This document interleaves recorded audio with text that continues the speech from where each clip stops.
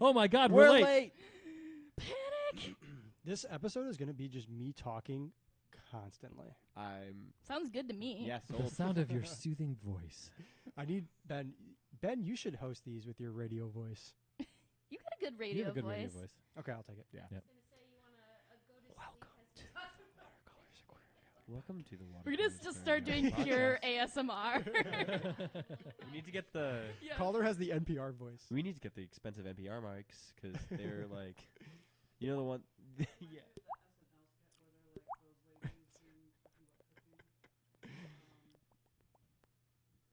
Are you talking about the sweaty balls? Sweaty balls. oh yeah. Okay, there's My people very on now. We have soft to. voice. We have to behave. here a They little know bit. what we're talking We Yeah, come that's up true. with a 2-hour podcast that's just noises of watercolors. it's What's the best noise you can make? Top 5 noises I can make. No, I was thinking we just mic things around the store. Oh, there you go. Mostly, it's just air pump. Yeah, like 24 hours of air pump sounds to sleep to. There you go. Here's the sound of water falling on the floor for you. It is horrifying when the store is quiet. Though. Like it is. It is. It's my That is one of biggest- the scariest not sounds Oh, ever. You walk downstairs and you don't even know you don't hear that big pump yet, Yeah. but it's just like Spooky. it's wrong. Something is wrong here. Like Predator is in the forest. Everybody. Yeah, well, maybe that's large running water sounds. Yes. Where's that coming from? More than like water on the floor, the thing that sets me off is when I hear Allie somewhere go, "Oh no, ah!" And I'm like, "What's wrong? What's wrong?" And she's like, "Nothing." Calder almost didn't come check on me because when I got hurt because of Allie. I He was was like, the- "Oh, it's probably nothing." and then, no. And then no. you were like, "Oh wait." The noise you made was like unhuman. Like What kind of noise was it? I can't repeat it. I can't even make it. But I was in the front of the store and I heard it and I was like, something bad Oh happened. no. It was like being electrocuted. I had no control over that. Yeah, or when you get electrocuted and your finger was black and you're like, it's fine. Amy, I kind of want to hear your story tonight, It's not a good Forgot story. about that but story. not many people have experienced that. It's true. The sleep and ate the fish story. The that's a really good one. This is one That of the is more amazing. surreal things anyone's ever said to me.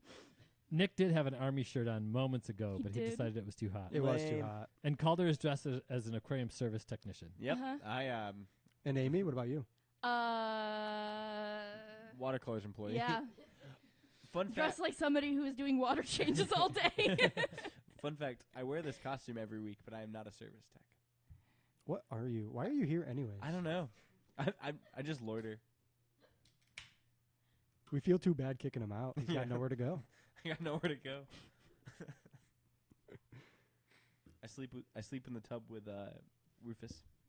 I do appreciate the Ben the Builder comment, though, by the way. That was great. That was good. I mean, you Yep. kind of are. The video is lagging here too, Coleman. Yeah, there's some kind of connection issue going on, and I don't. But I don't. Is it on our end or is it like through Yeah, YouTube? it is. But I think it's internet I'm doing, like- related. You're gonna lag it even more, Ben. Wait, now just Ben's lagging. Everybody else is fine. That video's really messed up. Look at him go. Okay. It's saying good now, so hopefully it was just a. Okay. Not really. Okay, now it's saying it's not giving me the warning anymore, so hopefully. Oh, nope.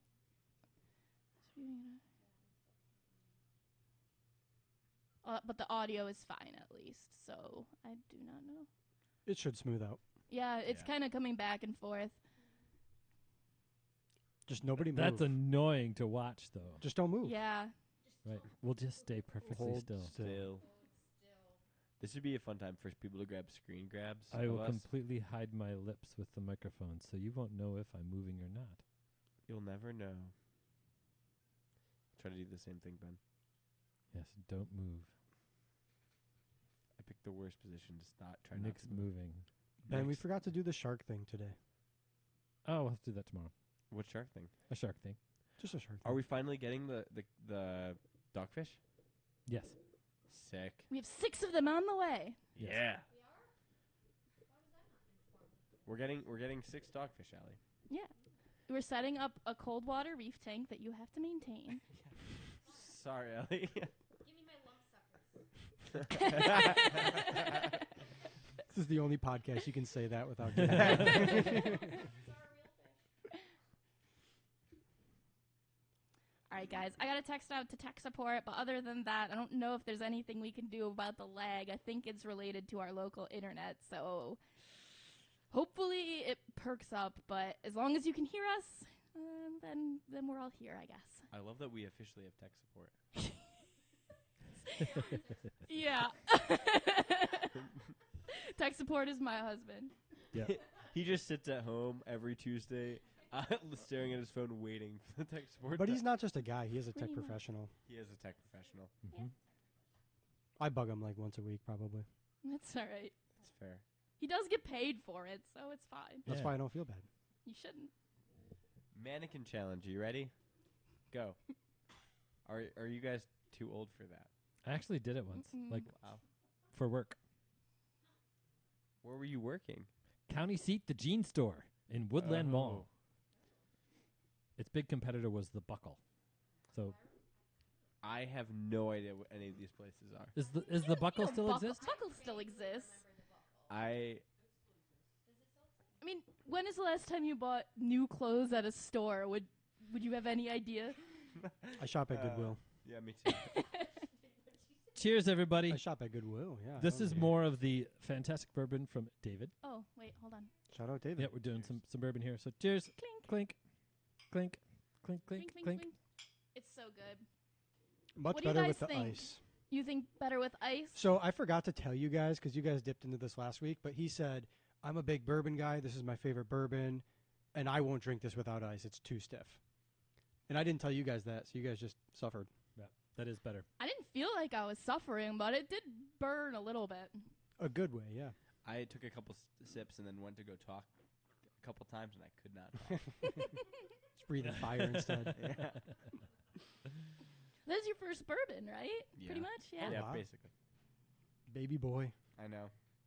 Are you 23? Yeah, I just turned 23. Yeah. Today. It's Today. Calder's Hey! birthday, everybody. Oh, we so didn't wish even Calder a happy say. birthday.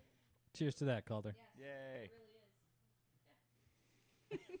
I shop at Goodwill to Save save money for my tanks. tanks. I like it. That's the Mhm. strat for sure. Yep. All right. We should probably get going. I'm hoping, I was kind of stalling a little bit, hoping the stream would pick up, but it looks like it's kind of, it just is what it is right now. I Okay. feel like there's a lot of people on. How many people are on? 11 right now. Awesome. Cool. All our But usual there have friends. been 30 in and out. Cool. Happy birthday from Frogs. Happy birthday from SSA 2024. I think they're new to the stream. I don't think we've had them before. I wonder No, what- I And know happy him. birthday from Coleman and William. You know him? Yeah, he submitted a question or a story. Ah, actually. cool. Oh, cool. What is- Recognize his little Fun. logo. SSA stand for.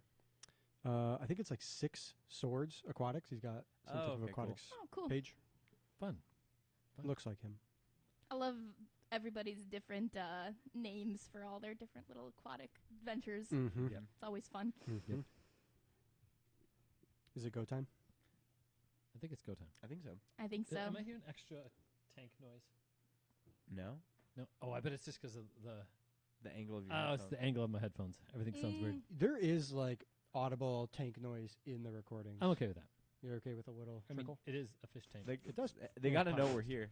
Yeah. Cool. There's a pencil podcast I listen to. What?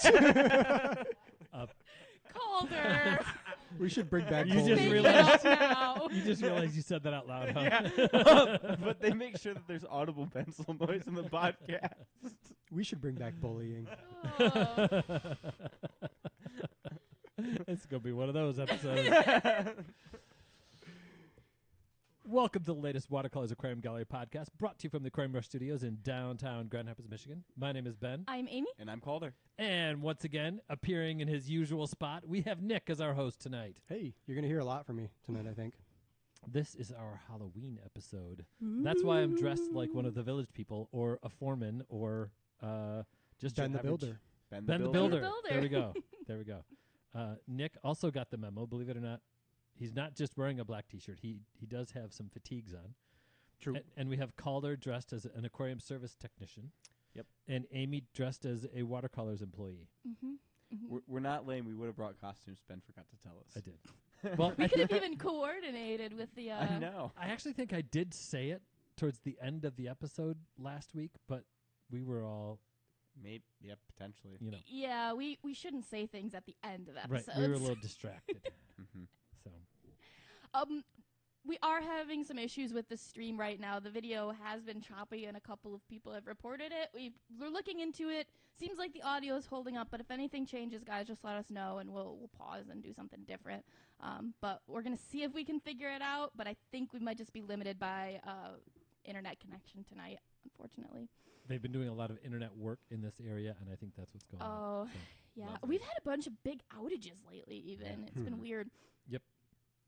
So, because it is our Halloween episode, it's going to be a very exciting episode. But before it is, First, we have to do our shameless plug. Go to watercolors.shop and see what we've got for you in your tank. We'd like to get you some live plants, some aquarium supplies, or some merch designed by Ben and myself. You can also join the YouTube membership to support the show. It's $4.99 a month, and you get access to weekly live streams, our little community of members, and some extra content before and after the show sometimes. Do we have any Fast. episodes coming up to plug? We're always taking listener questions. Since Nick's here, we should probably Yeah. say that too. You could always email them to podcast@watercolors.shop, and he will keep collecting them. And once we have enough, we'll do another listeners' questions episode. Mm-hmm. Our little community is growing too, it Oh, is It's incredible. Yeah. super fun. and super everybody fun shows up on time. Yeah, and you know, even the audio the audio's working, but the video not working, and people are like, nah, whatever, it's fine. That's We what you really think, right? No appreciate big that. deal, right? Yeah. You're fine, right? It's all fine. Yeah, they don't care. They don't care. No, usually it actually goes off really well. I don't know what kind of issue we're having tonight. So, yeah, not always this choppy. Yeah. No, Weird. Oh, it's because the the computer just updated, didn't it?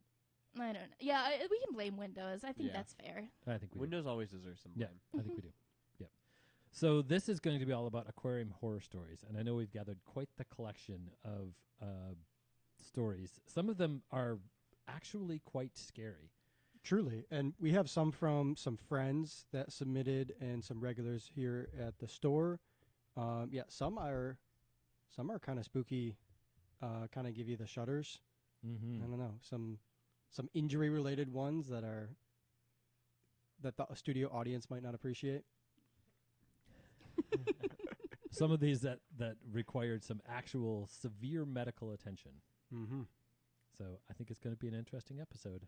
And Mhm. let's see how it goes. Dun, dun, dun. An aquarium horror story can be anything from a problem you couldn't solve to a disaster that wrecked your house. So Yeah. pretty wide variety here. We got a bit of everything in this mix. Will, thank you for gifting those memberships out. We love to expand the pool. So you're amazing, and we appreciate you. Thank What you a so guy. much. Cheers to that. Okay. Everybody, cheers. Thanks, William. Cheers, Will. Yum.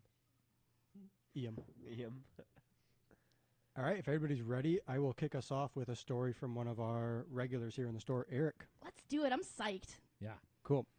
A lot of these stories, we got a pretty good kind of backstory for each one, so you'll get to hear the whole build-up. So first we have one from Eric H.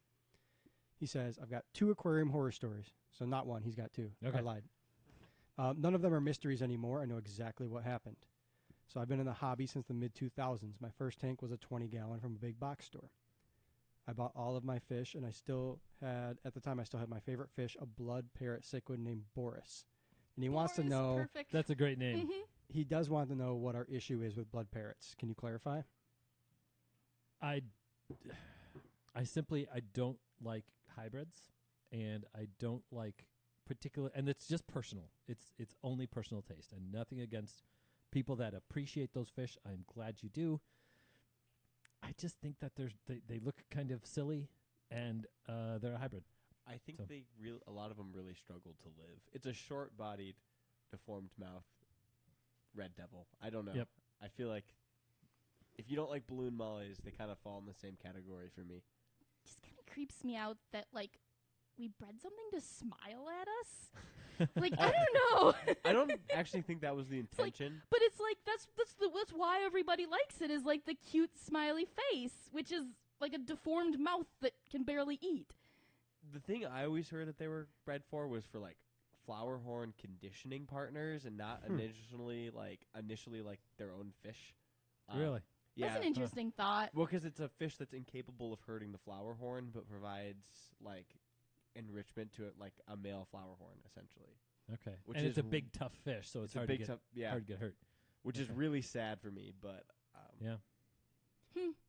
I don't think anybody bred them with the intention of them being like the most popular big cichlid. yeah, Right. It's just a weird thing to me. There are so many cool fish that already exist. we the have reality of that fish is, and this is a plus for the parrot cichlid, right?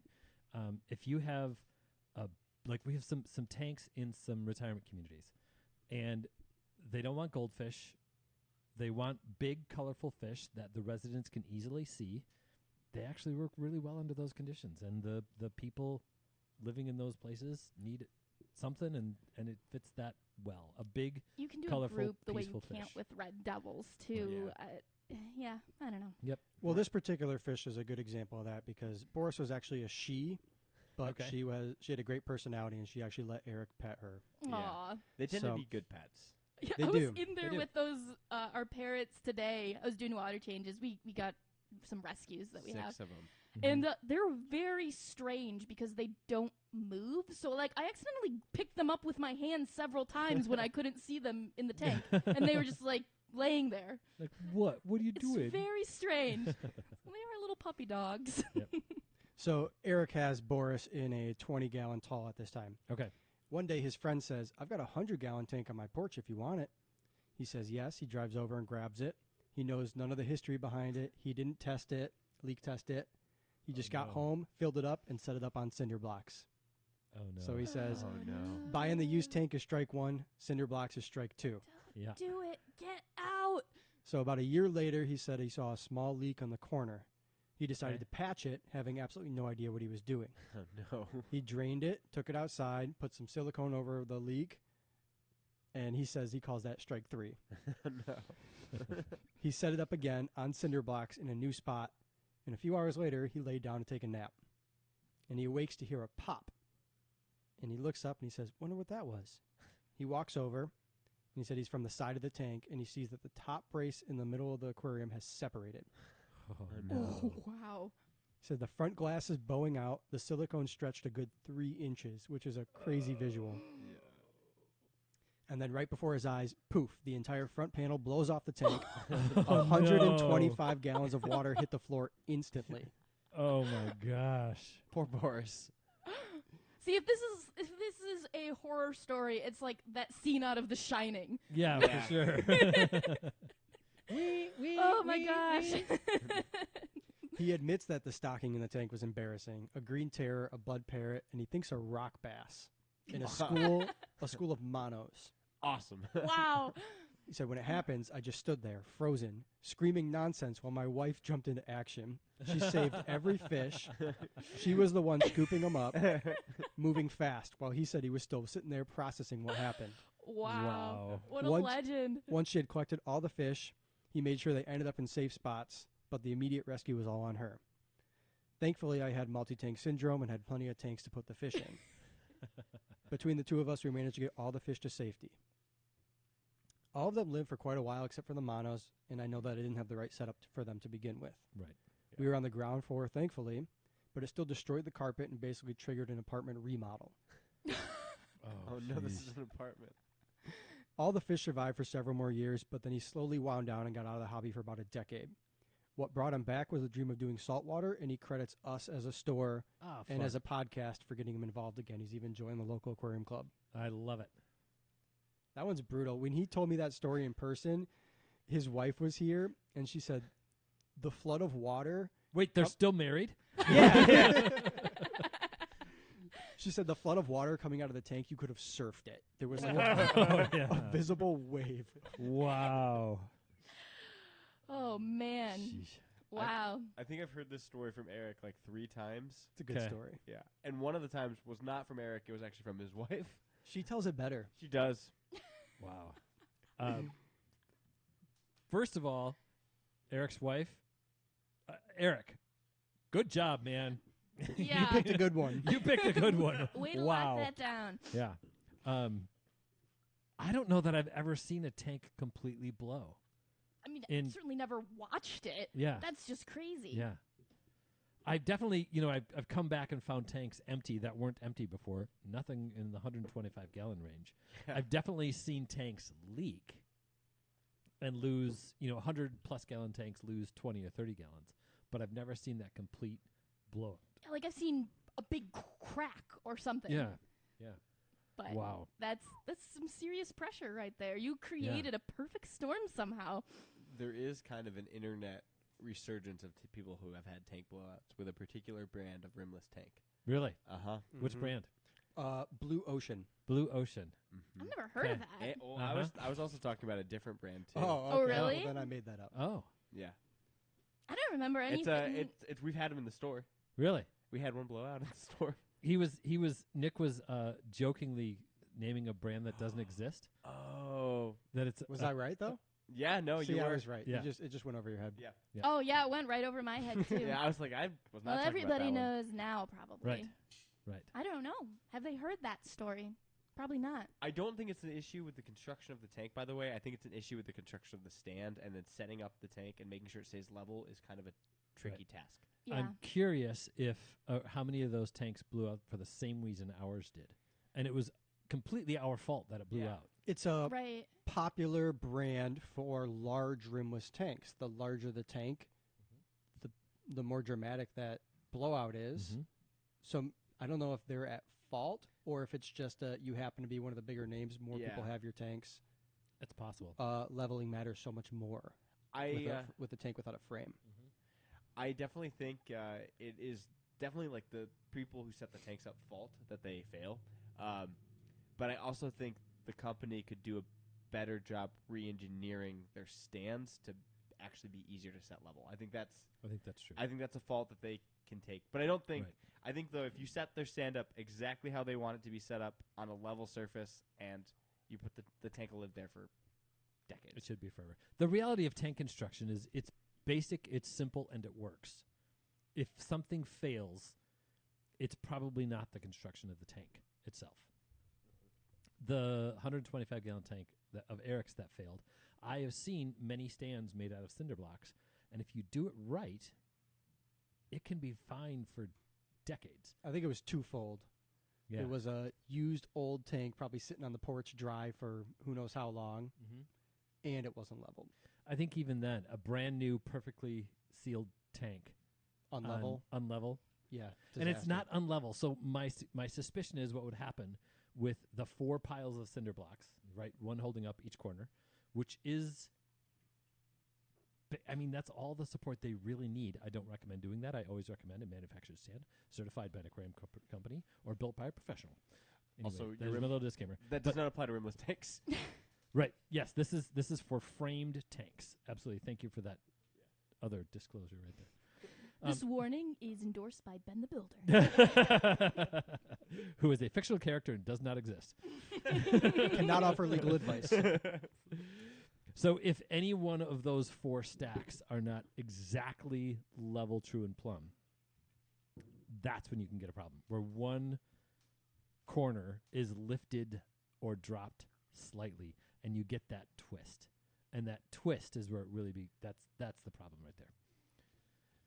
The other thing to keep Yeah, out of level, like uniformly tilting back or uniformly tilting to one side, not really going to be a huge problem.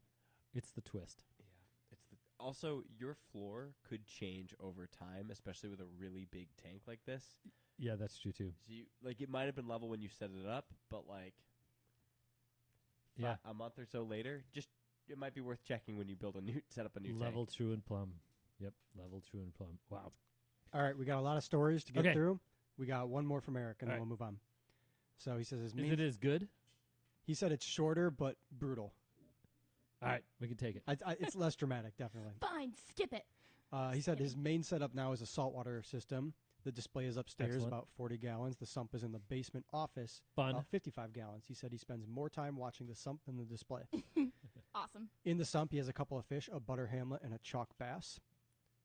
One day during a water change, his 1.5-inch siphon tube fell into the sump. No big deal, right? I plan to grab it later when I was feeding the tank. A couple hours go by, I'm on a work call. I glance over, and my butter hamlet has swam into the tube and gotten stuck. Oh no. Oh, I yelled no mid-meeting. Everyone on the call freaked out while I tried to explain I just killed my fish by being lazy. ugh. The good news is, thanks to the store here, he got a new butter hamlet, and he just added him today at the time he sent me this. He's a That's little very cutie. I love that That's fish. So cool. he ends his entry with a reminder that sometimes the scariest thing in your tank is human negligence. And like, Which is true. I don't know, like, Yeah. would you even worry about it? It's like he should be able to back out, right? You'd think he would be able to, Mhm. but sometimes things just don't go the way that you would think they would. He loved that fish. If That you're not really familiar, stinks. you should look him up because Calder got us all interested in them. They're amazing. They're I've seen really them in the pretty, wild. and they're like just really charismatic fish. Like Yeah. it's one that you form a little bit of a relationship with. They've got a little attitude. All the people that are out there that want the big groupers should just get a little hamlet, and they're going to be way happier with Yep. their hamlet. Like Yep. the people who want like a panther grouper or like a bumblebee grouper, because those are out there now. Like just get like a little hamlet. Like it'll be great. They are going to be so the grouper that I would recommend to people would be the cherry or V-tail grouper. Mm-hmm. They don't have the personality that a hamlet does. No, They're going to Groupers hide are way more. shy. Yeah. So shy. and you're. I wouldn't put a V-tail grouper in a 40-gallon tank. Oh, no, but that's true. I would No. put a butter hamlet in one. It's a 4-inch fish. Yeah, you're right. Yep, you're right. Ready for the next one? Let's do it. We got another long one. Okay. This is from a friend of ours, Dirk. Oh, Dirk. What a guy. So he Calder says, probably doesn't know the story at all. I know the story. Oh, he told me the Oh, he story. did. Okay. Yeah. says his first foray into saltwater aquariums was a 300-gallon reef tank. Dirk does not mess around. Mm-mm. He said he had always done freshwater prior. I spent a whole year researching, planning, building the stand and canopy, acquiring all the hardware, etc., before even a drop of salt water was mixed. I remember that. Yeah. You At come the- in and get one piece of equipment, and the tank wasn't even set up yet. I honestly wondered if he would ever set it up. Yeah. It was like so much discipline that you were like, but eventually you got to do it, right?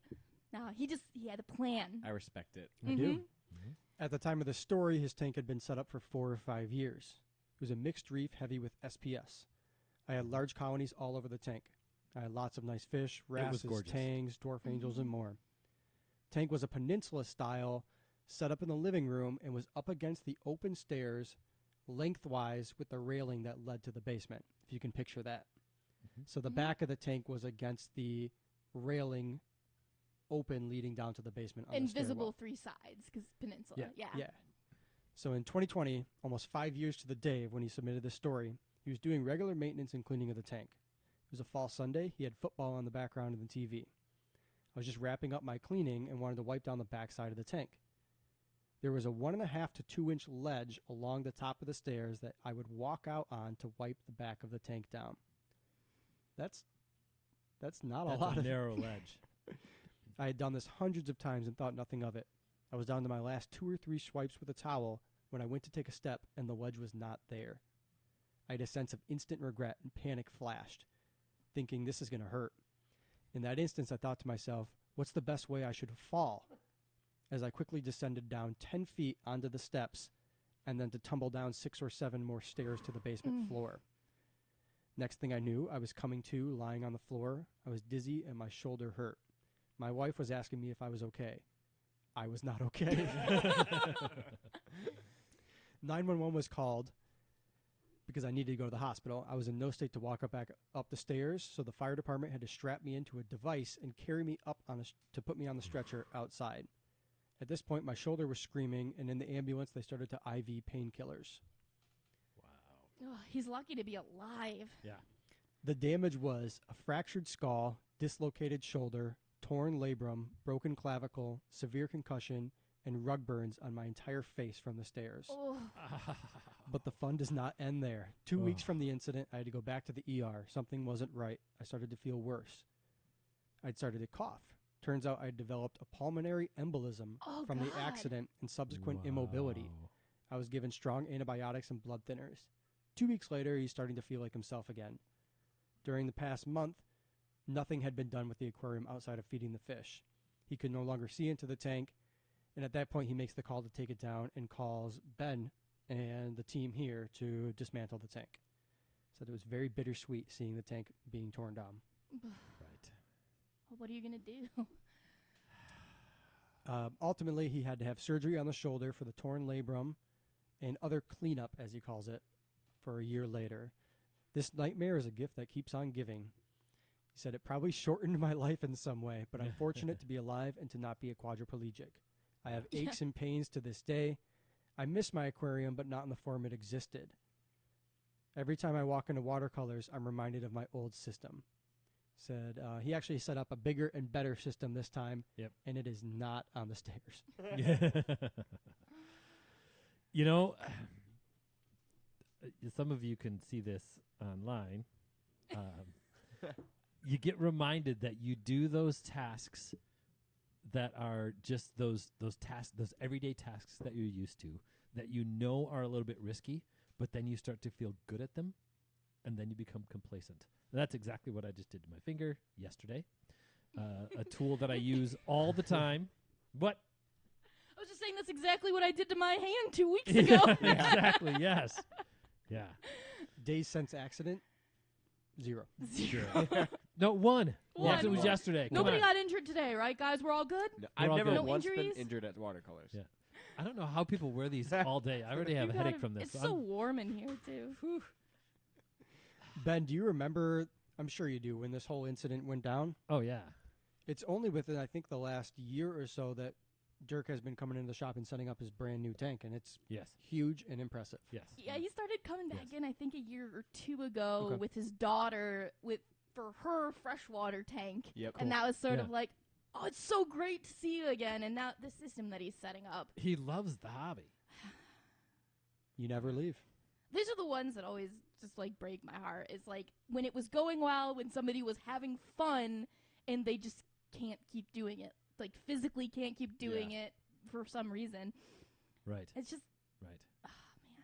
I hate that. It's what it does though is it speaks to the perseverance of this the that's not the right word, right? But how our saying, once you have your hands wet, it's hard to keep them dry. I think it is Yeah. perseverance to get that big of a setback Yeah. and still hold on to love for the hobby Right. and come back. That's impressive. Yeah. It's just how cool this hobby is. William, no, shark bites and lionfish stings do not count as injuries.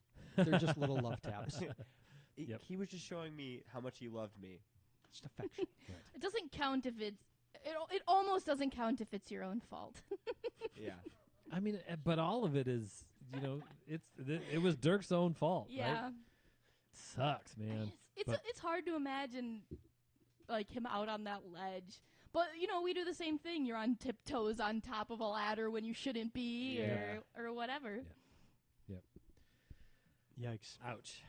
Yeah. Well, He's looking good these days. He is. Yeah, he is. He's back in the hobby. He's loving the hobby. He's doing it right. Mm-hmm. And if you ever come into the store in our big reef tank display by the front door, he says there's a big colony of orange Jason Fox jack-o'-lantern Oh yeah. Leptoceras Oh Yep. yeah. that he started from a frag. Yep. So I didn't it know that lives was on. his. That's It from lives his on core. here. That's really cool. There's one of those in the service tank that I talk about all the time. The high-tech service tank that I talk about all the time. Cool. For a friend of mine, that same That's a great Cool. coral. same coral. Well, we appreciate you, Dirk. We're glad you're back. Yes. And wow. That's a brutal one. Yeah. Right. I wonder, is it too late to tell you this, but I wonder if we can vote on our scariest story at the end of the episode. Oh, for sure we can do that. Yeah, like the one that scares you the most. Yeah. Yep. Cool. All right. Well, yeah. Say that now, because then we can write it down when we hear it, and Yep. we don't forget. Keep that them in all your mind. immediately. Welcome, Rachel. Glad to have you on the membership. Hi, Rachel. Thanks for joining. All right. You ready for a fun one? Yeah. This was submitted by Max R, but it's not a story that he's personally related to. Okay. Max. I didn't know he had a Is that Max that we've known for? with the nice hair and Yeah. the gasoline jugs. Yeah, he Is looks that like him? he Yeah. looks like the guy from Stranger Things. Mm-hmm, he does. But he had that look before the guy from Stranger Right. Things. True. So he sent me a story. It's actually a Wikipedia article, and it's titled "Black Neon Tetra Commits Credit Card Fraud." I've heard this one, and we verified it. It's true. This is a really funny story. It feels like it loosely fits into the horror story Yeah, theme. let's tell it. That was a great one from the Facebook group I saw it in. Yeah. So Yeah. if you Yep. go to Wikipedia and you look at just the general Black Neon Tetra page, you get the taxonomy, the description of the species, the wild habitat, and down on the bottom of the page you get a whole header called credit card fraud. Yeah. So the way this story works is in 2023, a live streamer on YouTube with the username Mutakimaru channel. Sorry if I'm saying that wrong. He was using motion tracking software to turn the fish's movements within his tank into controller inputs on a Nintendo Switch. Awesome. Are you with me so far? Yep. This is letting the fish essentially play video games. So in 2022, the fish beat Pokemon Sapphire after 3,195 hours. I think that was more or less than Twitch.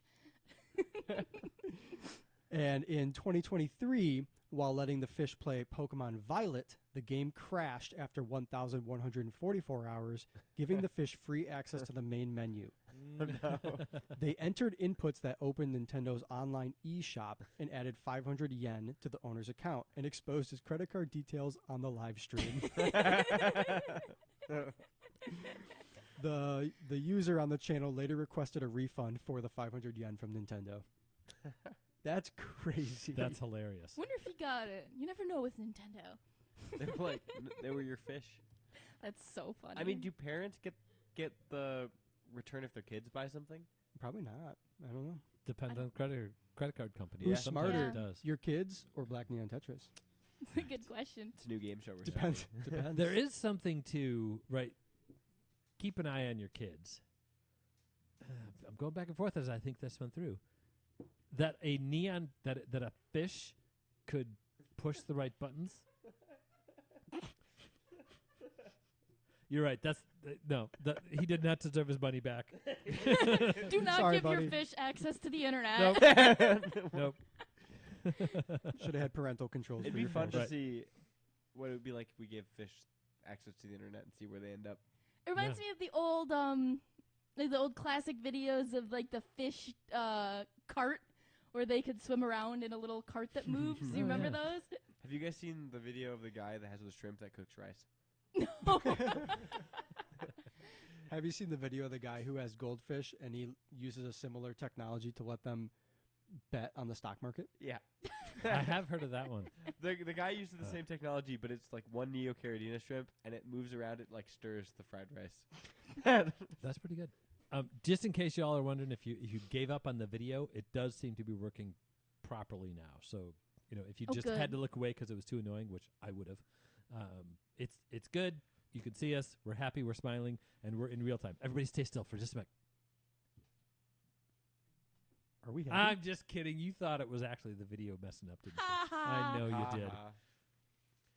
Anyway, Ready to move on? let's move on from that. Yes. Please. All right. Next, we have one from Mike M., Oh no. Uh-huh. who's another friend of the store, longtime aquarist in the area. Have we told this?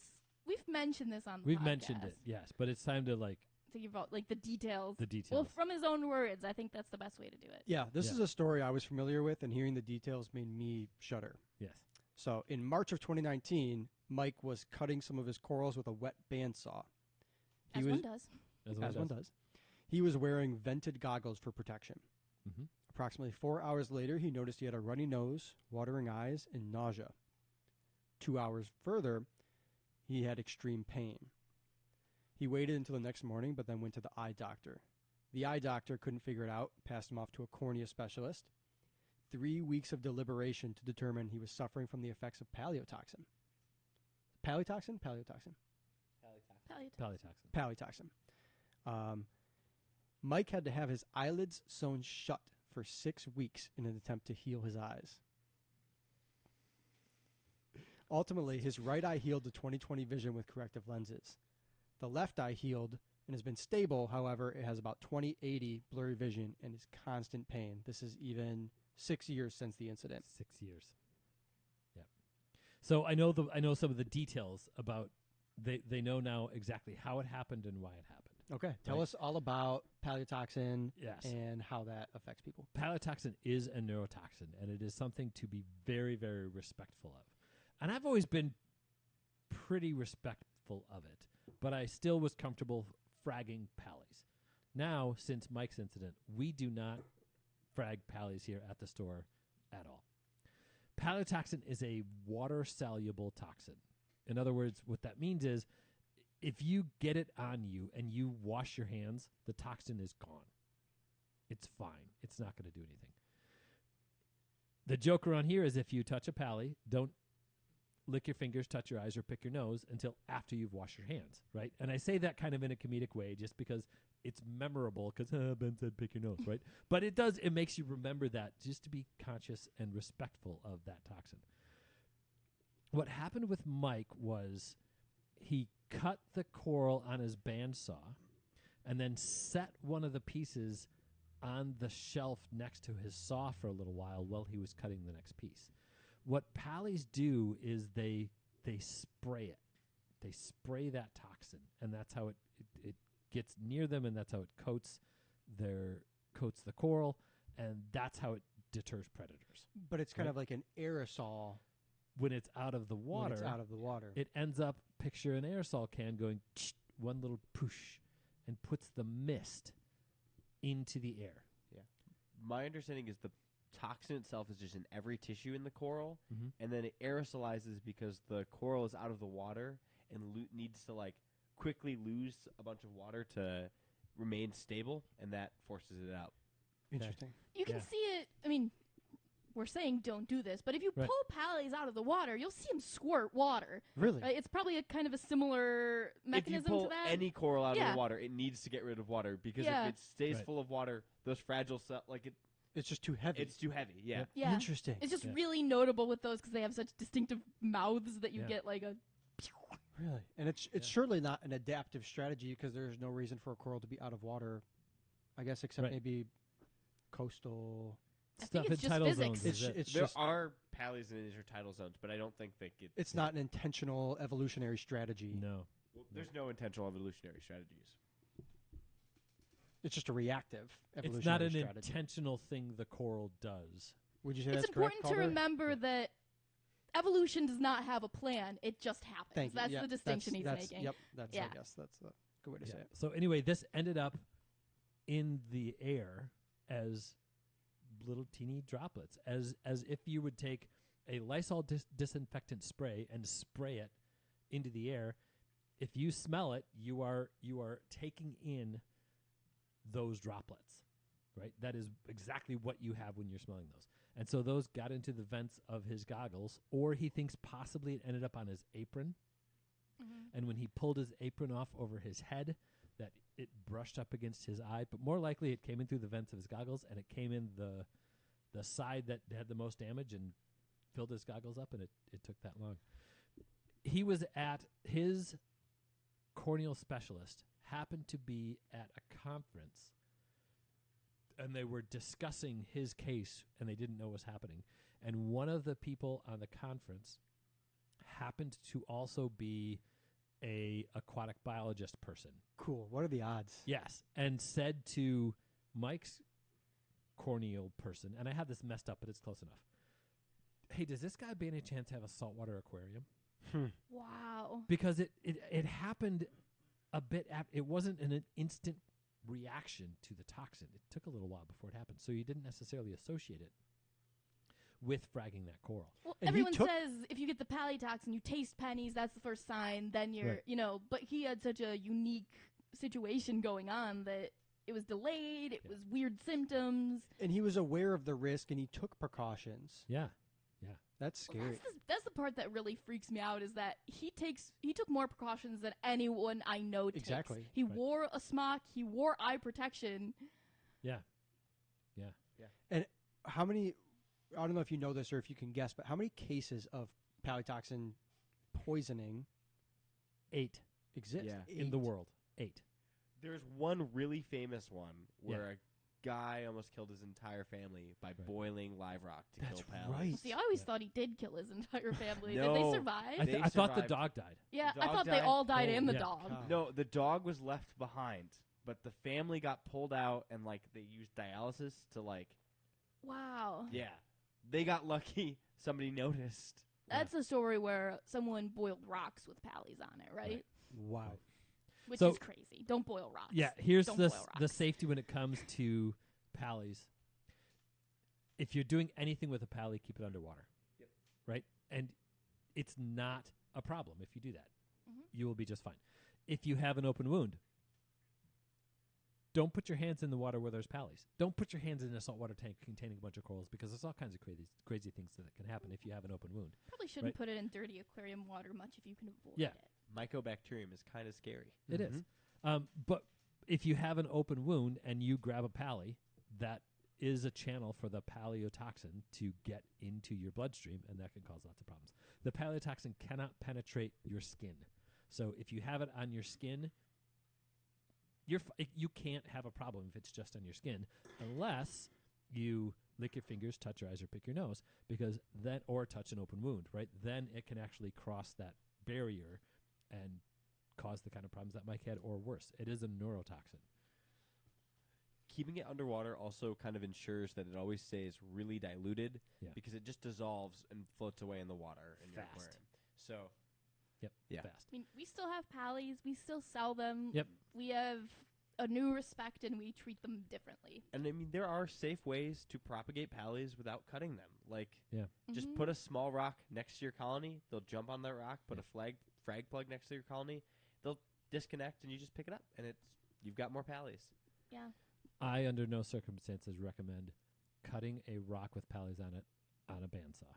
No. I would not do it. I don't think that's safe. Don't do it at all. As far as boiling the live rock, what these people were trying to do was disinfect live rock. I don't know what they were Uh, trying to disinfect it from. Disinfect and live So- rock might be just direct contradictions. The person was actively trying to kill the Pallies. Like they had rocks full They of had them. rocks Okay. full of Pallies, Okay. and they thought they were weeds, and they didn't want them. And they can be weeds, especially Yeah. they were the really common brown ones, and they Right. just not the Palithoa gigantea, the like Brown button polyp. Which is the Palithoa- most toxic. The button polyps are the most toxic ones, aren't yeah they? Palithoa toxica. Yeah. Oh, yeah, that so, one.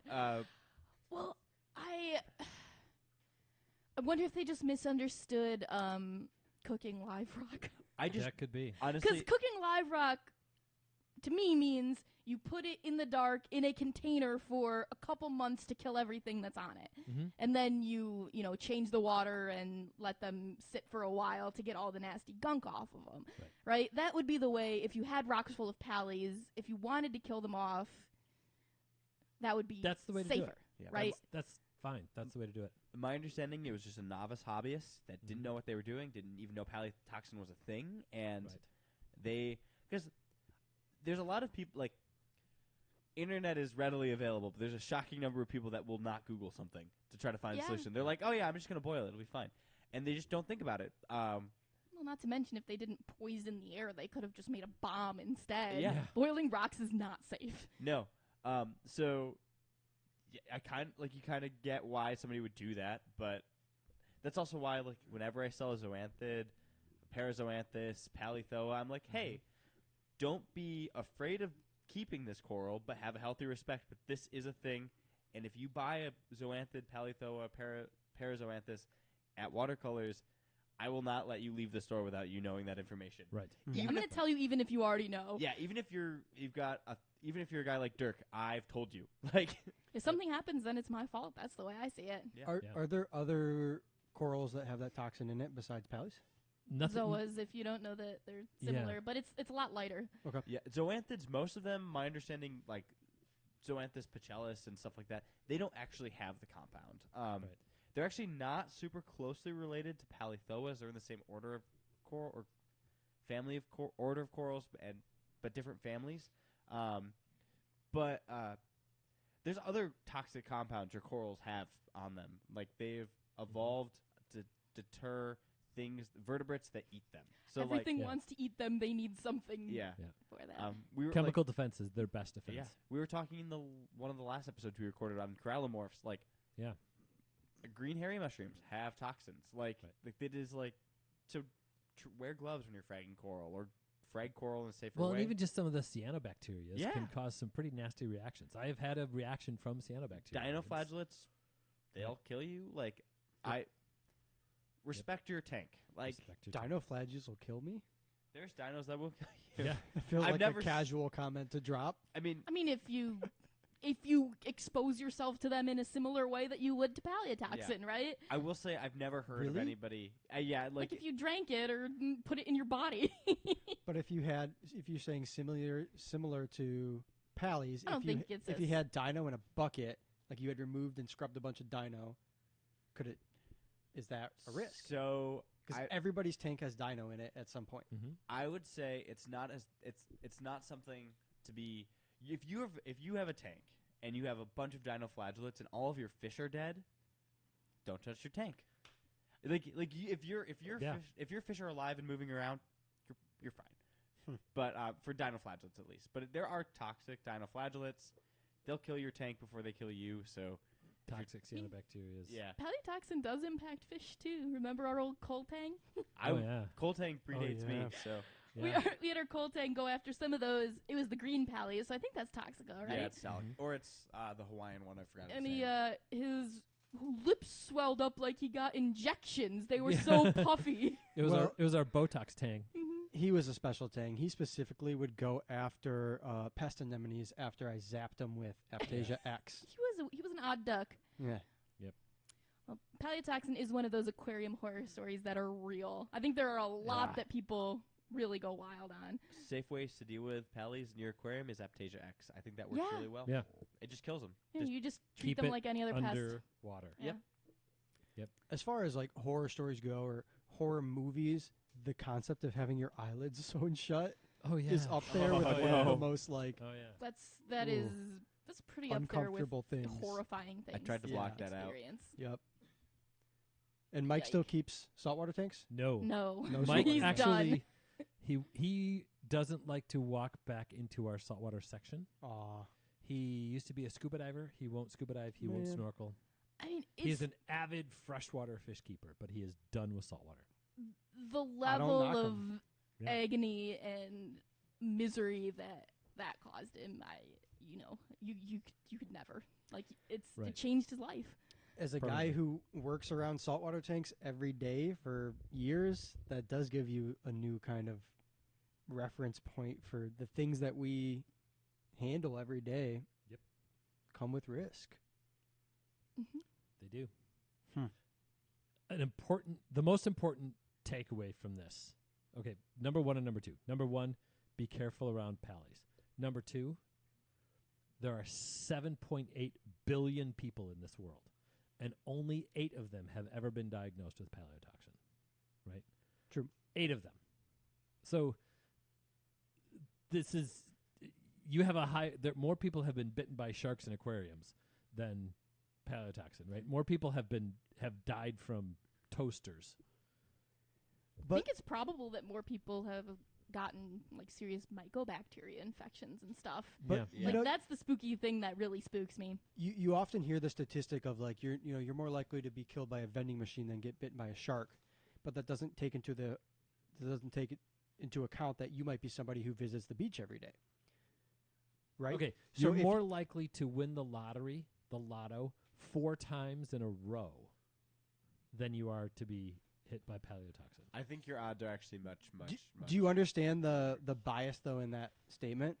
Because you Sure. hear that stat all the time, but that's for the average person. There's The pool really here is reef Okay. aquarists, Right. which is still Which is a very, huge very pool. rare. Yeah. it is a huge pool, but it's But a it lot, is a little it's different than considerably everybody in less the world. than- yes, Easily but- the most common coral people start growing and fragging is zoanthids. Like I Mhm. think Yep. there's easily 1 million people in the United States that grow and frag zoanthids. Like Yeah, thousands of 13-year-olds. yeah, so it's like it is. I would say it's safe. Like they're like not to like.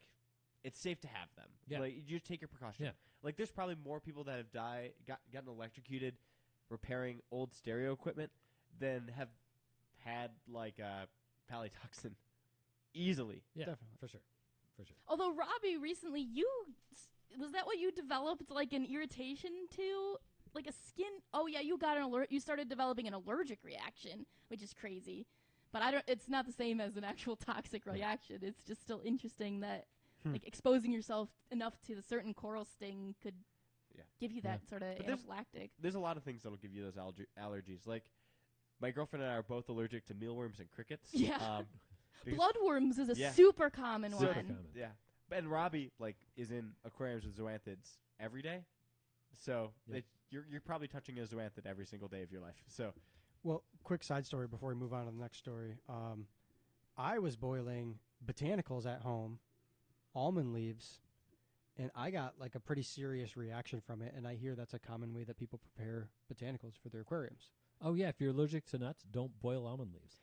But the things Oh. in tree nuts, that trigger an allergy are not in the leaves, is my understanding. yeah, and Almond leaves are not they're not almonds. exactly. So while it feels like don't do that if you have a tree nut allergy, which I do, it did give me a pretty serious reaction, like a respiratory reaction. I actually feel pretty strongly on this that boiling botanicals is not a good idea. Like, And for it's such a commonly recommended thing. every company that sells botanicals recommends this, and I mean, it is breaking down proteins and potentially toxins that are in those botanical materials, but Is that what it's for? the I idea just thought is it's for so they could sink faster. That's what I thought. the idea is for them to sink faster, and that somehow it's like a sterilization protocol. And I think, especially in the day and age where we get all kinds of crazy botanicals from all around the world, and most people don't even know what species of thing they're about to boil. Like, secondary compounds in tree nuts and plants are crazy. I mean, there are toxic trees. Yeah, well, my favorite one is you can get a mango leaves, which is really cool, fun botanical to use in like a tropical I tank. like mangoes. Mangoes are in the family Anacardiaceae, which is the cashew family or poison ivy family. They have Urushiol. urushiol, yeah, in their leaves. I mean, you can get reaction from mango skins too, but luckily I don't think you're going to aerosolize your urushiol, but you're definitely going to boil it to the top, and if you can expose yourself. And nobody selling these materials is being very upfront about that, and I kind of think that sketches me out. But like, there are safe ways to process botanicals. Put them in a 5-gallon bucket for a week or two. Yeah, that's Give what I them some wonder time. is why not just Like- soak it? I think the boiling process just speeds that up. I think Yep. that's the purpose behind it. But it makes the big be dark patient. water happen fast. Yeah. I also think by boiling it, you lose a lot of the benefits of those botanicals that you want, because you're just Yeah. steeping it into the tea water, into the boiling water, and like, if I'm going to pay for a botanical material, I want it to last as long as possible. Exactly. And you're Exactly. denaturing that botanical material too. Like, if you've boiled oak leaves for an hour, like, they're not the same as they were when you started. Where if There's you probably some math you can do that will tell you exactly how much you've shortened the life of that botanical. Oh, probably. So, Yep. I don't know, just food for thought for people, I think, because Yeah. these are kind of uncharted territories that a lot of people are working their way into, and leaves aren't just leaves. leaves aren't Yeah. just leaves. I mean, I had a pretty miserable 2 weeks as a Ugh. result of doing this, and Yeah. I had to start Googling it because I had never heard of anybody having an issue with this. Especially for that long, like that's weird for it to just be an allergic reaction. Like that's something weirder. Right. It was weird. Mm. Don't boil anything from your aquarium you don't need to. There's a common thing about disinfecting your stuff by boiling it. What do you think you're disinfecting it from? I'm curious. By the way, nothing that is going to affect your fish, right? People think, well, I got to make sure there's no disease or bacteria that are going to harm my fish, and so I'm going to boil the rocks so they're safe for my fish. You're not accomplishing anything. Anything that's dangerous to your fish died already because they need fish as for part of their life cycle. So if they aren't like ick, right? If you have a rock, that put it in a tank that is full of ick, and then take that rock out and dry it for 30 days. When you put it back in, there ain't no ick on the rock no mo.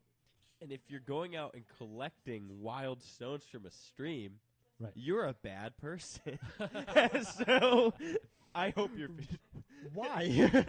Why? you're just removing habitat. Like, and that was extreme. You're not a bad person. Okay, but people scoop soil for their potted plants. Are they bad people too? There is a definite difference between scooping soil out of your backyard, like fill dirt, versus going out and removing rocks and stones from streams. Like, How about harvesting native plants for your native plant garden? you shouldn't do that. You should collect seeds and then start from seed, unless they're going to be destroyed. But also, rocks don't grow back. How Yeah. about collecting fallen oak leaves for botanical usage? That's a microhabitat. It is a microhabitat, but that's going to be replaced every single year. But Also- you killed something by doing that. The rock is not getting replaced. Eventually, it is. Definitely not every year. No, I'm not going to fit any of this into the episode. But we did have somebody today on the topic of, sanitizing everything you add into your aquarium. She was looking for some like micro rasboras. Calder was helping me. Yeah. And she said, "Are these captive bred or wild caught?" And I said, "Well, they're probably wild caught. It would be specified if they were captive bred." And she goes, "Oh, I don't want them." And I said, "Oh, is it like an ethics thing? Because a lot of wild caught fish are more sustainable or arguably more ethical than captive bred." She goes, "No, I just am worried about introducing something to my tank." And I said, "Oh, they are fully quarantined here. You don't have to worry about that." She still didn't want them. You're more likely to introduce something to your tank with a captive bred fish than And you are with Yeah. a wild That's caught fish. Calder like was super there. bug factories. At Calder was there, fish and he made farms. that argument, and she was still so weary. She went She home did with them. buy them, Yeah. but it was like I mean- a moment of growth Yeah. for her because she physically was like that was a deal breaker for Yeah. her, but she came around. We had like It's a interesting. we talked for like 5 minutes about like I I, love was it. like, this is the supply chain. Like, this is I was like, it was Barreras, and I was like, they're collecting these out of rice paddies. Like, they're not going out in the jungle to collect them. And I was like, the difference between a captive bred one of these coming out of Southeast Asia and a wild caught one of these is they dug the pond next to the rice paddy with the intention of growing these out, but still open air, open vats. Like, the same disease that those wild fish would have are amplified most likely due to the higher population in captivity. Yeah. People like to believe that there's like these perfect, sustainable, like healthy fish that are being produced for the aquarium hobby, and it's just They're not grown in labs. They are grown in developing countries in exposed ponds Mhm. with overstocked. and that's exactly what they're doing in Florida too. Yeah. Hey, Nick, Yes. will you hand me the pliers that are sticking out of that cup over there? Oh, that one worked too. It's a different pair of pliers sticking out of a There cup. is. I think the natural Where's my assumption knife? for people though is that like if you don't know, if you're a new person in the hobby, that a captive bred fish means a fish that's bred inside, and yeah, I don't know how to like That's not get true. around that. But if it was, I need an opener. if it was bred do inside it. in smaller I hate being tanks, injured. that would I make wanna the do it. disease Give me the pliers. even worse. Not necessarily. I Just think the having an more incident. fish you have in the smaller environment, the more. there's like a and I wouldn't know how to quantify this, but like Mm-mm. there's like an inherent like they're gonna get exposed to more disease being in an open air vat than they are like in an aquarium. The diseases are gonna get amplified, but also you have like a kind of a bottleneck indoors where like super bad diseases cannot survive in those populations just because they're gonna kill all the. It's just things. like the less treatable ick strains and the really aggressive bacterial and fungal infections Those are are the coming ones out of you get captive from bred fish. captive bred fish. For sure. All right, gang. Are You you get ready a bunch for? of weird stuff from wild caught That was a fish, good but tangent. I Usually appreciate not it. that much. Are we ready for the next story? Mm-hmm. All right, we have a. Nick, what did you do? Sorry, somebody said I saw that. What was that? What did you do? I popped a bottle with a pair of pliers. Oh, They probably saw me all fumbling around yeah, and and you just hand it over and I used to show do- off. I used to Not my do a first lighter. rodeo. Next, we have a story submitted by Evan. Thanks, Evan. Evan says 3 weeks ago he was moving his Tanganyikans to a new tank. He only had 3 fish at that point: Neolamprologus lulupi, Neolamprologus cylindricus, and Synodontus eupterus. Fun. Cool. I had scaped the new tank with rocks, sand, anubias, and shells. Once I was finished, I moved all the fish over and sat and watched them for about 10 to 20 minutes, just to make sure they were settling in okay. This tank was next to my desk, and I had my feet propped up on it. When one of my feet slipped off, I must have startled the cylindricus because I saw him dart into a shell. At first, he was at the entrance of the shell. Then, after a couple seconds, he bolted further into the shell, and I started to panic. I quickly but carefully put my hand in the tank and tried to help him out, but he was in too deep. I put some water in a bucket and moved the shell into a bucket to try to get a better angle, but every time I reached for him, I just felt scales coming off. I kept trying for 5 to 10 minutes, and then I just let it be, hoping he'd figure it out. I checked on him later, and I noticed he didn't make it. Bummer. Man, I was on the edge of my seat with that one. I had no idea where that was going. That's crazy. It's not a shell-dwelling fish, correct?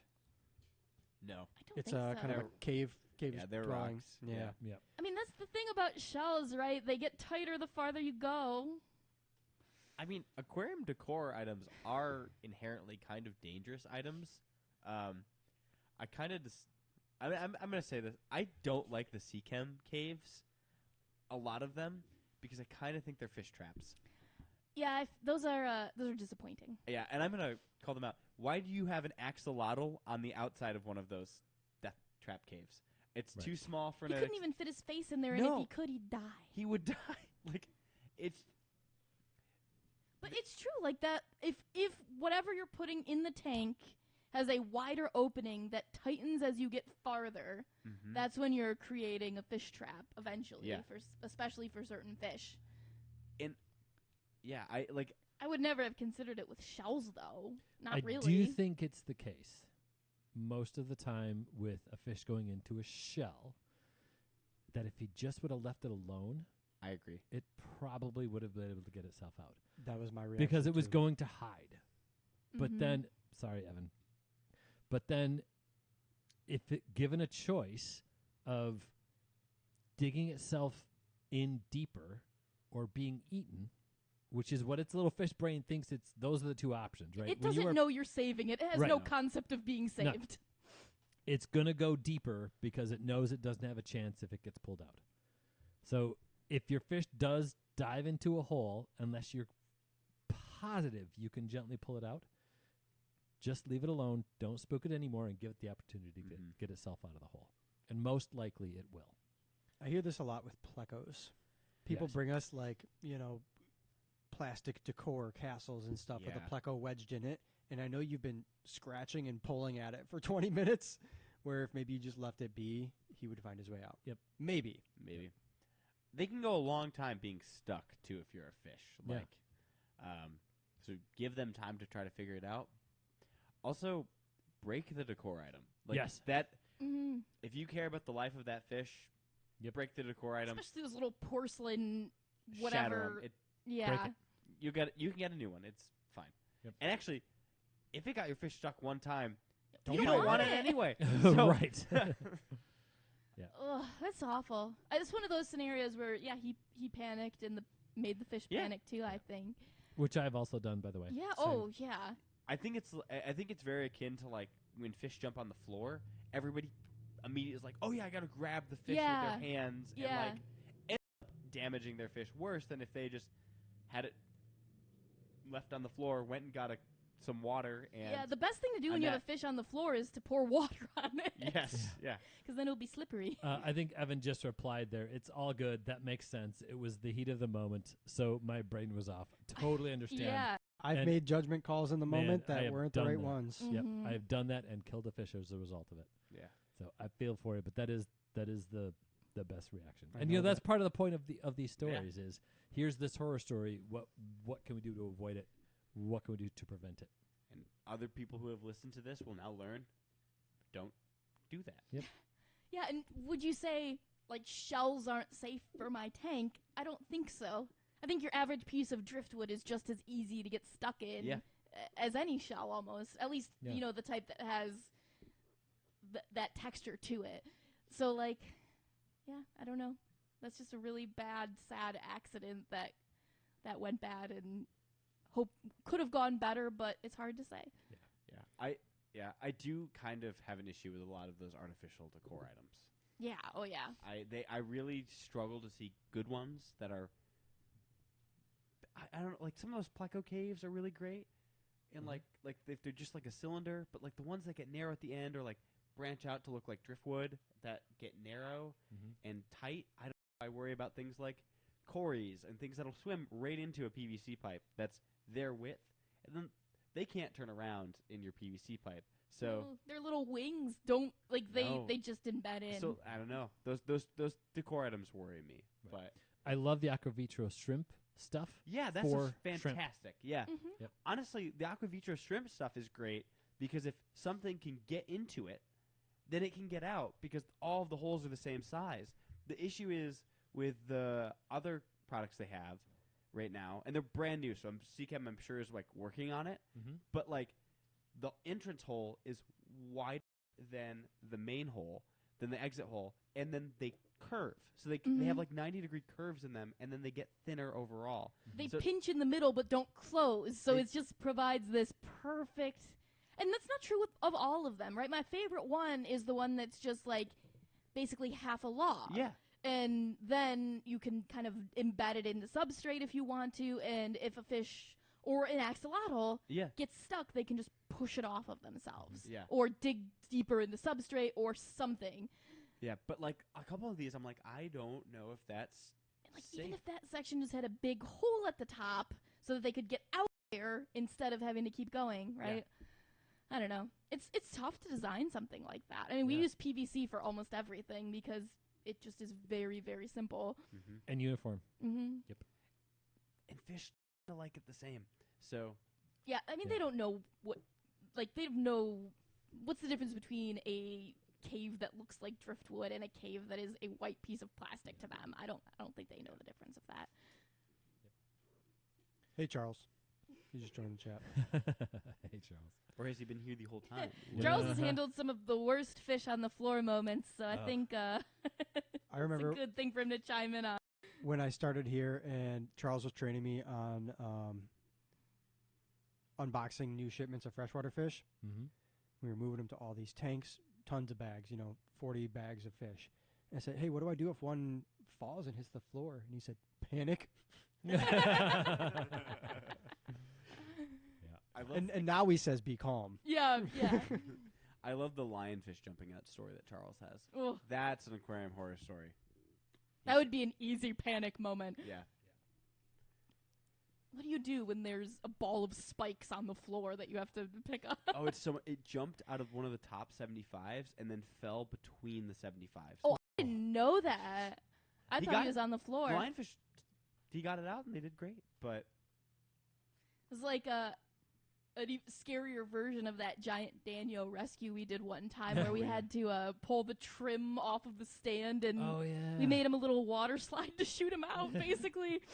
Caught between, like, in the half-inch gap between the tank and the stand. no. But we got him. He lived. I mean, as a giant Daniel, it's hard to get tougher than that. Right. Are we ready for the next horror story? Let's do it. Yeah. We got one from Logan G. He says, it started at 3 a.m. last December. 3 a.m. on a Spooky. cold December night. I It awoke was to a the full sound. moon. I awoke to the sound of water hitting the carpet. Ugh. Immediately, I looked up at my dog, thinking she was having an accident. But no, she's looking at me with the same mild panic that I had. I got out of bed and run to my office, where sure enough, my 45-gallon tank is leaking quickly onto the floor. Good one. The leak seems to be at the bottom of the tank, so it'll have to be completely drained. In my sleepy haze, I scramble to hook up my python and start draining the tank. Next, I wake up my wife and ask for help. Any more sound They effects? love that.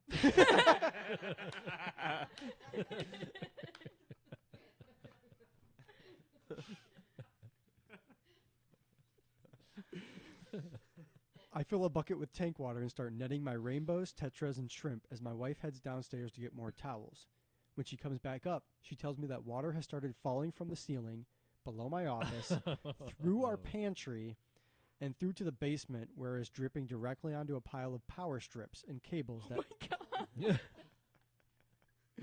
once I've netted the last fish into the bucket, and the tank is almost empty at this point, I run downstairs and flip the breaker for the basement outlets, then move everything out of the path of the water. At this point, the worst is over. Now for the cleanup. All in all, I estimate 20 gallons of water soaked through our office floor, pantry, and into the basement. Which, by the way, even a few gallons of water on the Oh, floor yeah. is a lot more than you think. You think my 20-gallon tank isn't that big. 20 gallons of water on a floor. Yep. Speaking as a guy who's seen a lot of leaks in this store. Oh, yeah. Oh, yeah. Luckily, all the fish and shrimp survived the ordeal, and there Nice wasn't job. any damage to their equipment. Carpet had to be replaced, but it doesn't look like there's any water damage to the walls or ceiling. Wow. I don't know about that. It's just water. His final question is, what happened to the tank? It was purchased brand new from an LFS about 6 months prior to the leak. His best guess is that his 17-pound cat, Gene, who was obsessed with hanging on to the tank and jumping off of it, may have damaged the seal. No. Highly unlikely. I think you just drew the very unlucky super lottery on that one. Yeah. What was the stand like? Yeah, I guess that's the other That's question. a good question. I didn't hear. So it's when an aquarium is built, that silicone comes in as pretty solid and pretty hard. But over time, if there's a little section of that aquarium, like one of the corners in particular, that is lifted or dropped slightly, where it can cause that twist, that's when it can be a problem. And what's going to happen is, as that tank is filled with water, it's filled with rocks. If there's part of that tank that needs to settle, it's going to happen very slowly, as that silicone slowly stretches, and eventually it can stretch to the point to cause a leak. So my suspicion would be it was the stand. Whatever stand it was, either not level or not plumb, something with a stand. This is a question from earlier, actually, but how level do you mean when you say level? How close does a tank have to be to zero before you feel comfortable? Really close. I use typically a 2 to 4 foot level. Sometimes I'll use what they call a torpedo, which is the little 8-inch level. But if you're using a torpedo level, you want to have something that's as long as the tank. And here's the way to properly level a tank, right? If you put that level on the edge of the tank, don't put it on the stand, or I'm sorry, don't put it on the lid, put it on the edge, on the rim of the tank. Don't look at what the bubble is. Look at where the bubble has to be. Okay? So if you've got that level sitting, let's say it's a 2 foot level sitting on a 20-gallon aquarium, you lift up one side of the level until the bubble is in the middle. And that will really give you that sense of exactly how level that is. So if you're like, hey, that bubble's pretty close to the middle, right? On a 6-inch level or on an 8-inch level, that might not be telling you the whole story. So if you have a 2 foot level and you put that in a tank and you say, hey, that bubble looks close to the middle but not quite. Well, lift up one side of that level until you can get that bubble in the middle and then see how much gap there is between the level and the tank with the bubble in the middle. And that's how far that tank is going to drop to get itself level. In 2 feet, that should be less than a 16th of an inch. I mean, you want that to be solid. With an empty tank, another good way to do it is push on each corner. If you can push on any corner and have that tank rock even slightly, the tank is going to leak. Shims. Hopefully that answered that question. I think so. I think that's something, though, that has really struck between this and the emergencies episode. Yeah. We've been getting a lot of questions about leveling. Yeah. Right. Right. And just how important it is, how perfect you have to be. If I get this, an 1/8 of an inch off, am I going to blow my tank out? That kind of stuff. And it's hard to say. Yeah. The only thing you can do is just the absolute best and closest you can. Right. And it's not that hard to accomplish, at least on initial setup. Whether something changes later on is separate, but you should be able to see it. Yeah. I really believe that the likelihood of a very cheaply manufactured aquarium on a perfectly level plumb surface, I really believe that tank should last forever, and literally forever. I mean, like, this is when it's a new tank. If you would set it up right, like, I guess theoretically, once in a blue moon, you get somebody who dropped one on a corner and it didn't break. It just, Yeah. I don't know. Yeah. I think crazy things can happen, but I don't know. Yeah. It is truly incredible how strong just glass and silicone Yeah. actually are. Like, Very, very rare for Yep. it to happen. There are a few types of tanks that it's more likely to happen with. For sure. Anything that doesn't have 90-degree corners, Yep. a little bit more likely, a little bit less strong. There are a couple of specific tank models that consistently did it, like the 60-gallon cube, the Yeah. 24-inch cube. the 40-gallon hex. The Yep. 40-gallon hex. Any hex, Yeah. any hex is Yep. Be right back. is a little bit riskier. Off episode, I have a question. When you when we receive a tank and it has one of those little inspected by tags in Yeah. it, what do you think the inspection involves? I Is think, it a leak test? Is it just a? No. I They think it's just making glance. sure that there is silicone on the sides. I think they use like a little like square, like, and they just run it along the edges. Yeah. Sure. If it's square, it's I mean, they put probably more silicone in. I mean, actually, it's pretty obvious if you see like a really well made tank, like an ADA aquarium, how little silicone there actually is Yeah. in those seams. The cheaper it is, the more slathered you'll see it. It takes almost no silicone to seal your aquarium. Glass is strong, silicone is strong. Also, you kind of rely on the fact that there's not that much water pressure. Right. Water pressure increases with height. So the problem with things like 60-gallon cubes is they're tall tanks with a relatively small footprint, which means there's a lot of water pressure. I mean, that's more strain on those silicone. That's why it fails over time. The issue with things like hex tanks is they are tall tanks with a lot of water, therefore a lot of water pressure. At the worst angle you can glue two square pieces of glass together. So High-end rimless tanks, you'll see they have, and actually ADA doesn't do this, but No. many of the like quote-unquote fancier varieties will do like that 45 to 45, which is fine, but the 90-degree corner is strong. in theory, Anything wider than that is Is- less strong. no. So the 45 is actually, in theory, a stronger hold than No, the I'm 90. saying Oh, the 45 to 45 is strong. Yeah. I don't think you need that to have the joint be strong. no. But anything wider than 90, like a hex is like 120 Yeah. degrees or something like that. Yeah. That's where it's just pulling and a weaker seal. I do kind of think the 45-degree angle has kind of been upsold a little bit on its capability. I actually think it's cheaper to manufacture the aquariums with the 45s than it is for them to do it with the Well, that's the an 90-degree. interesting thought. Like to do it well, right? Yeah. To like really hide those seams with the silicone, and to do that well, I think the 45 is more expensive. My only reasoning for thinking that is when I took apart a 45-degree rimless aquarium this last month. Oh, really? Uh-huh. That's interesting. It was an old tank. It scratched. I need lids, so I ripped it apart. That tank had more like silicone than I think like the one like looking at some of the 88 tanks I've seen, and I've built like I haven't built an aquarium per se, but I built like Euro style vivariums for dart frogs, and getting those corners lined up and looking nice and even is really difficult at 90 degrees. But 45-degree joints will like line up together much easier. Oh, and you it's a can much hide better a little joint. Yeah, more it's a silicone. much better Yeah, joint. I mean, think about like building using a miter joint is Yeah. much easier to do than putting together like a 90-degree joint. We So were talking about how 88 doesn't do the 45-degree thing, but that it's actually probably harder to get a good finish on a 90-degree corner Yeah. just because you see everything. Yeah. Right. So I think that like that might be why they've kept it. And like I know like UNS and like because like I'm really seeing all the cheap tanks nowadays, all of the and I they're so great aquariums, but like all the cheaper aquariums all now have 45 degrees. Like Well, it's really just ADA and UNS that don't, right? UNS has does. 45s. Oh, they do have 45s, yeah. I really so think Mr. Aqua, is that no, the other Mr. one? Aqua has Or is it just 45s ADA now. Yeah, and then the really cheap rimless ones we get Yeah. have 90s.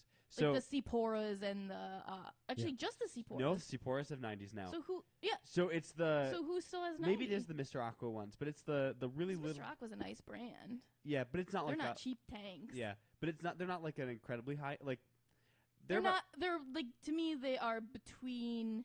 Just because like Lifeguard and Hydra just make more tanks and they're Yeah. less expensive than Mr. Aqua usually. Mr. Aqua makes both. Yeah. Yeah. and Mr. But Oh, they make both 45s and 90s. Yes. Yeah. It's a much cheaper piece of glass. A 90 Yeah. is Yeah. a much cheaper. That 45 has to be done. I mean, that's not an easy So piece of glass to make. the thing though, I wonder, and that like, if you have if you're a factory in manufacturing, you have a glass cutting machine, and you're making hundreds of thousands of aquariums. You're right. It is a lot easier to automate the 45-degree cut and assemble than it is to then that's a much easier joint to assemble than it is going to be to make even 95s. Like to get the clean To clean silicone the on silicone. a 95. So or a 90 I think degree. it takes more time to make an aquarium with 95 degrees corners. 90 degrees now. 90 degree corners. So that increases the cost of the product. That like that's why the UNS tanks. I mean, other Yeah. than ADA, every rimless tank with 90-degree corners looks like the silicone Yeah. has been slathered on with a spatula. Oh, right. So I think that's what you're trying to get at is that like manufacturing wise, you can be a little bit like any mistakes in silicone are less clear to see on a 45-degree tank, Correct. and that's why that. yeah, it's cheap. I mean, maybe it's just a toss-up, but Yeah, it's but, like, interesting. yeah, it's just something I noticed that like I feel like everybody has adopted the 45 degree except That's ADA, interesting. and like I know ADA tends Well, Marine Lands and Aquarium Yeah. frame tanks Yeah, are still but they're 90s. but they're slathering silicone on there. Yeah, for sure. Yeah, and they my have- Sephora looks terrible. and they have Yep. the brace to build the Right. aquarium with. So yeah, I don't know. I'd love to see like a tour of some of these aquarium manufacturing, That'd be sweet. Yeah. but yeah. All right, we're all back now. We All can right. get going again. we were talking about glass while we were waiting for everybody to go pee. All right, we have one more fairly long submitted story here. Okay. Do you guys want to hear a side story before? Yes. Yes. This is a Absolutely. personal horror story that I'm a part of and that a member of our studio audience, Allie, was a part of. Oh no, Allie, what'd you do? I can't remember who did it. I can't remember who did I it. don't know this story, Allie. I have no idea. So we inherited, let's say, a Neptune system. Yeah. Fancy. For anybody who's not familiar with the Neptune system, Calder, what are we talking about? It's just like a control device for your aquarium, and they have a Triton, which is like the a water testing device. Okay, you're underselling it. Okay. The Neptune system is a very complicated, very impressive controlling system for your aquarium that can control every aspect and test most aspects of the aquarium. So temperature controlling, automation, it does all kinds of things to try to automate the aquarium keeping process. It's not worth it on a 20-gallon simple tank, but on some of the big complicated reef tanks, it's almost a necessity. So this story involves that first factor, the temperature Yes. regulation. Yep. So we inherited this system. We got it in a big tangled mess in a box, and we decided we could use this on some of our own aquariums to simplify maintenance here at the shop. Yes. And I don't know who set it up. I don't remember how it happened. I just know that Allie and I came in one day, and we have a like a double-decker aquarium where the upper saltwater tank drains down into the lower, and this was a coral propagation tank. And they're relatively low turnover tanks. They've got good flow within them, but they're not exchanging water at a rapid rate. Yes. Yes. And with this system, we had a connected heater and a connected temperature probe, which is what's reading the temperature and adjusting the heater accordingly. The temperature probe and the heater were in two separate tanks. Yep. So the probe was telling the heater, fire up, and the heater was in a separate tank. We came into a gigantic boiled tank full of coral soup Ew. that was easily bath water temperature. Ew. And it was just cloudy and milky, and everything had just disintegrated within the tank. it was just your heater cranking out as much as it could. Yep. To no avail. And the cleanup for that, there was no way around it other than just siphoning out all the slop. That was a horror story. That was a bad day. Yeah.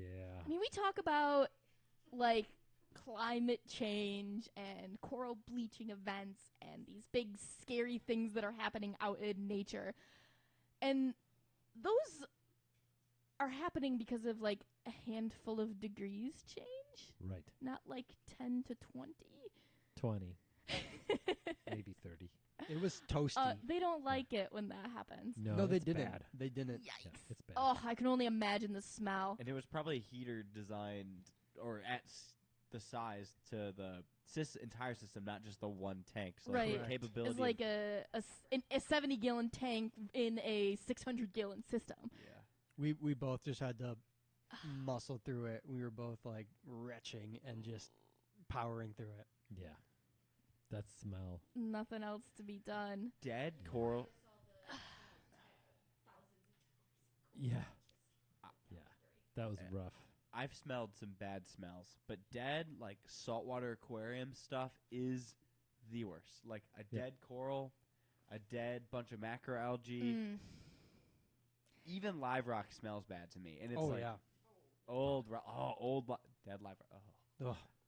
Well, and the wonderful thing about these Apex systems is you can build in some redundancy to make sure that's not an issue. They have multiple you temperature should probes. Yes. build in some redundancy. Yep. They have multiple temperature probes. They have multiple ways to make sure that that doesn't happen. And when you get it new and you set it up properly and it's in a contained system that isn't a whole bunch of random tanks cobbled together, Yeah. they're great, very reliable setups. Yep. I think we could track this to user error. Oh, yeah. 100%. I think 100%. so. And like saying this out loud, everybody's probably saying, "Well, duh." Well, Yeah. And, But it was a hard lesson learned here. Devin just chimes in with, I don't know, dead snails is pretty bad. But Oof. so for corals, you start at dead snail, right? It Yeah. is a dead invertebrate. It Yeah. has that same nastiness. And then you have dirty salt water. Ugh, terrible smell. And then that weird, like, metallic-y No. coral smell There of is- coral flesh. There is like an alien, inhuman Yeah. sense. It's like, I don't even know what this is, but it's the worst thing. I have analogs for like dead snail. Yeah. Like you can Rotting flesh makes sense to be me. you can be out and about and smell that smell and it not be a dead snail. There is nothing I've smelled like a dead coral colony. One time here, Robbie had dropped a bucket of like I think it was just like they're just Kenya cheese from a service account, Mm-hmm. and you'd brought like 3 buckets and we missed one, and it was downstairs under a tank now with the lid on, and it had been there for a long time, and I Cooking. cracked it open. Worst day than the Wookiee tank disaster. Oh, Of that's a last horror year. story of its own. You don't open an unlabeled bucket in the basement No, without you some take that preparation. outside first. Can I talk about the Wookiee tank disaster? So we have one more story. If you got a little let's quick do the- side divergent, let's hear it. Okay. Give us the whole preface. Who's Wookiee? Wookiee is our Ward's Wobbegong shark. I'd say she's a solid 28 inches. No, I don't think she's 20. I feel like she's 18 18. or so. Okay, maybe Yeah. she's bigger in my brain. But we She's Her chunky personality and is stubby. Yeah. way bigger than 28 Well, inches. her total mass yeah, is large. she's large, and we decided, and she lives in the basement here, and she Mhm. likes the basement, Mhm. and we've learned that now. We'll um, continue to do so. And we decided that like, we had a tank open up one of our big displays, it's the half cylinder. 200-gallon tank. Yeah, it's a half cylinder if you've been in here, and we're like, let's build a Wookiee tank. It's a shame that nobody gets to Yeah, see her. and- She's really cool. She's beautiful. She's very very unique. special. And we set her up, and we put her up here. She was doing great. We failed to realize she wasn't using the bathroom for 2 months. That's a and- good way to say it. And Mhm. she eats, and because we don't notice it in the 1,400-gallon system that she Mhm. resides in No. normally, and we're like, oh yeah, she's just in here, and she's still your nitrates are still going to go up because like she's still depositing urea because Right. of the We're doing metabolic water process. changes. We're Yeah. maintaining it. It's fine. Right. And she eats, I would say probably a pound and a half of seafood every week. Yeah. And do that for 2 months, and she hasn't had a bowel movement. She's looking a little round, Mhm. and then I come She's in. getting a little slower. She's looking Yeah. like maybe she's not feeling so good. We've all Oh, been there. people were saying Wookiee's in trouble. Yeah. Wookiee's in It trouble. definitely got concerning. Yeah. The Yeah. closer we got to The doomsday. rounder and rounder she got. Yeah. I come in one Saturday morning, and the store smells like the penguin exhibit at the zoo. And that is the only analog I have. And I go to the. I feel like you called me in that moment. Yeah. And I was Did like, we get penguins? well, and I was like, there's something wrong here. And I went, first thing I go downstairs because I'm like, something's wrong with the saltwater sumps. Because like, I'm like, the smell is like, You're like, dozens of things have Or- died. yeah, it is, it is bad. So I go downstairs, check the sumps of the saltwater system. Everything's running. Nothing's cloudy. Nothing looks weird. You hear all the noises you're supposed to hear down there. Because if something is wrong in the store, the first place you go is the basement. Like Yeah. that is where it's going to It's be true. wrong. And I think I was alone at the store at this point, and I was like, I didn't hear any of that. And nothing was wrong downstairs. So I went upstairs. I was like, okay, it's got to be with the display. So I go to the 220 gallons reef tank because like there's moving parts there. I'm not thinking our shark tank with the soft coral is A the random problem. display Right. that is Yeah. very There's quiet. only one fish in the There's whole I know. tank. It's the system that I would expect to work. And then I turn around and the tank is white. And I'm like, oh, that's the problem. So I couldn't tell if the pump was on. So I opened the sump and like a wave of scent, and it's awful. So I was like, okay, that's our problem. And I, for some reason, was like, oh, it looks like something's clogged in the sump. So I stick my arm in the sump. And Oh. and it's slime. Like I'm coated in like it's not poop anymore. It's like that raw It's like like fish protein oil. film. Ugh. And I threw up on the floor. Did you Floor. really? Yeah. Wow. So I couldn't. I was. It was awful. We could write a Dude. children's book called Wookiee Takes a Dump. Oh my god. You're a legend. um, Respect to you. and then I like cleaned that up, and then Wow. I moved Wookiee. I was like, Ben, I'm moving Wookiee, and I just and at the Which, by the way, does not happen. Nobody moves Wookiee. We don't touch It's No. like a 3-man It's- job to it's move like, Wookiee. It's a huge deal. I was in like I don't know Fight or flight. But I moved her on my own. I like scooped her up, ran her downstairs, put her in the tank, didn't acclimate her. What do? That smell, But- she's going to die. Yeah, you I was know like, that. this tank is dying. And that tank had crashed successfully. I just kind of sealed it up, and I was like, bigger fish to fry. There's Bigger not- fish to save. Yeah. Yes. But then she pooped again immediately after I moved Oh, her. imagine how horrible she felt. Whoa. Poor girl. Or how much better she finally felt. She crashed the 1,400-gallon retail system. Yeah. Again. With the She crashed a 200-gallon system and a 1,400-gallon system within 2 days. and You guys ever go on vacation and just kind of throw off your schedule? Do you know what I mean? Yeah. Yeah. Uh-huh. Yeah. She got moved to a tank, and we threw off her schedule, and that was Yeah, 2 she months was of just build-up. Not Oh. feeling right Aw. about Just it. so you all know, Wookiee is fine. She's you should great. come visit her. Great. She's an amazing animal. I think one of 2 or 3 in the country. Yeah, she's the only one I can find on public display. So, and I'm calling what we have as public display because like Yeah. anybody could come in here and be like, "Hey, I want to see Wookiee," and I'll be Yep. like, "Oh yeah, I'll take you to the shark." Right. You can always visit Wookiee. She won't care, but you can always go look at her. But she, They will care, but Yeah. Wookiee. Yeah. if no. anything, Wookiee prefers her visitors one-on-one, and if they're walking in the, she does not like the traffic of the floor. Sales And we floor. learned that. We learned that the very hard way. Just thought Yeah. it would be nice. I put in, by the way, like 30 pounds of denitrate to manage. Yeah, I remember that. It the was like big Yeah. gallon bags worth of the denitrate. Because I did the math and I was like, with the rate at ammonia build in the 1,400-gallon system, there is no way to keep up with this with water changes. So I've just got to pray that like, You don't do a quick 40% water change Change on up. a 1,400-gallon Yeah. Right. system. yeah, it's like that's what this needs. So how do I do that with chemicals? And like, It was a long walk back from that. Yeah. another hard lesson learned. You- that I'm Yeah. pretty sure you called me at the time. You're like, should I move her? And I said, do what you got to do. And you're Yeah. like, should I take $200 of denitrate off the shelf, and I said, "Do what you got to do." Yeah. That's the right call. She's irreplaceable. Wasn't I? I was on vacation. I You think. were in Yeah. vacation. You were I in called. Belize or This stuff something. always happens when you're on That's true. vacation. I It's like if you go on vacation, we know something just weird is going to happen. Yeah. I called you in Belize, and you were like, I mean, you called Charles too. He just Yeah. said, "Yeah, every." Well, leading up to Oh, because she that was already day, starting to get. she was so Yeah. swollen and bloated, and we were all getting worried. Yep. Um, I think that was Panama, wasn't it? "That was Panama. Yeah. That was Yeah. so Panama." Yeah. Where were you when we needed you? Panama. Panama. Panama. Yeah. Wow. One thing that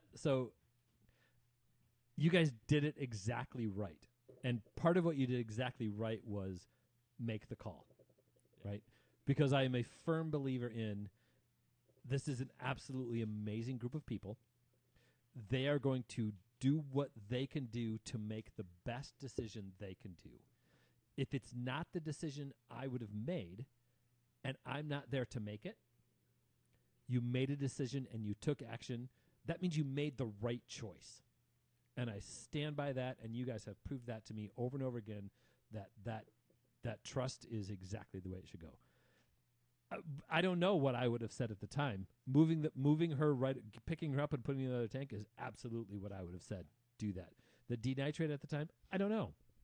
But you know what? It was exactly the right choice because you said, make the choice. I'm doing this. I'm taking action. And it was perfect, and you did it great. I am remembering now too. At the time, we were having the first issue with the RO system, so we had Right. no Oh, water. Yeah, we right. couldn't even do.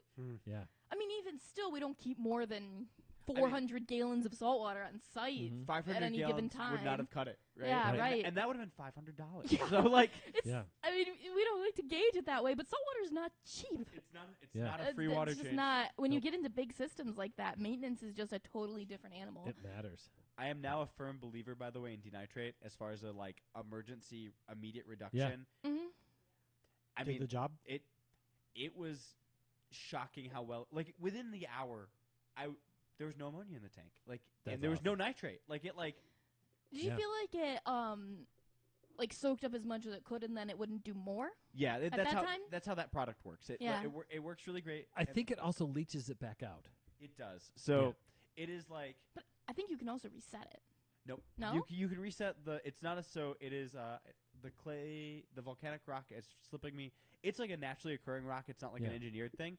It starts with a Z. Oh, zeolite. Zeolite. Yeah. Yep. Yeah. It's zeolite. So it works really well for absorbing nitrogen I always quickly. forget that they use it a lot in Europe. Yeah. Yeah. There's the zeovit method. Mhm. But the synthetic polymers, you can reactivate them and they work Like Purigen. like Purigen, Yeah. but they're not as quick acting and they are not as capable. So that's why I was like, I guess we're gonna put a ton of zeolite in there and see what it does. Mm-hmm. The way to use that properly in an emergency situation is like what you guys did. You put it in there, you leave it in there, watch and test. Yeah. Watch them go down, watch them go down, watch them go down. As soon as they start to creep back up, just even slightly, take the product out and throw it away. It has done its job. It was one of those things where I was like, I really hope this works because like I felt like once it was in there, I was like, I'm kind of helpless now to the like. Yeah. Hopefully this because that. Yep. You've There's done what you can. Well, there's this part of me that was like, did I make the situation way worse Well, 'cause by? what you did was add her to the system with our 3 other sharks in Yep. it. So it was such a tough call. Yeah, I didn't expect her to poop again. That was Yeah. like, that was like, there's no way more stuff could Right. come out of Surely this. she's done Already what she dropped a needs to. bomb. How could she have more? Right. It's easy to say like, "Oh, I know what I do in that situation," until you're there and you're arm deep in shit, and Yeah. then you literally Literally. have to make that call. That's not the type of thing you can plan for. No. Wookiee's doing great. Shouldn't Come in and we? ask She's for her. awesome. We'll let you Yeah, see the baby. She's awesome. She's so cool. I love Wookie. Yep. What a great fish. Last thing, I feed her the way Charles asked me to feed her, or left me with the instructions to feed her, is from the same corner every time. Don't move for her. Yeah. Let her come to you. These days, I put food on a poke pole and I swim it in figure eights, and I make her commit to a bite Oh, nice. because I think it's good for her. Yeah, I a like little to see her stimulation. engage, and she's a whole lot of fun. So I bet there's more we could do with her. Like, she's she's definitely never going to be as sociable as our other sharks, but she's definitely got her own little personality that we could work For with sure. a little Mhm. bit. She's a good Yep. baby. Hey, welcome to the membership, Mike. Thanks for joining. Thanks, Mike.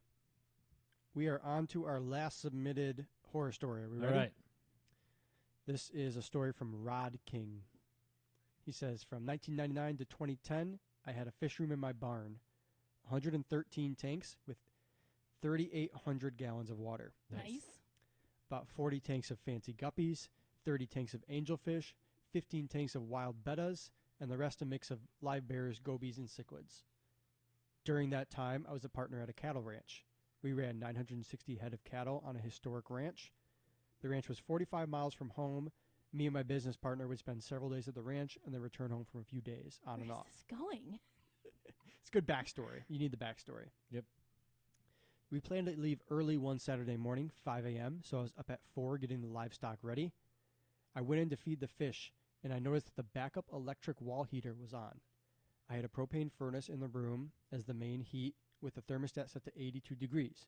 The backup was set to 79 in case the propane tank ran out of gas. Everybody with me? Mm-hmm.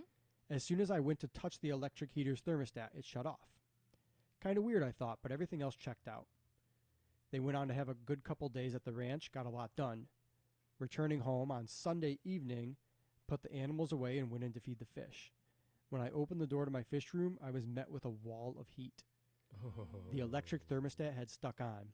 I checked the thermometer on the wall, 116 degrees. Holy cow. I checked the fish, tank after tank of dead fish. Uh, In the Oh back my corner of the gosh. room, on the bottom row, there were 2 tanks with a few guppies alive. Everything else was dead. I waited till the next morning to start cleaning tanks.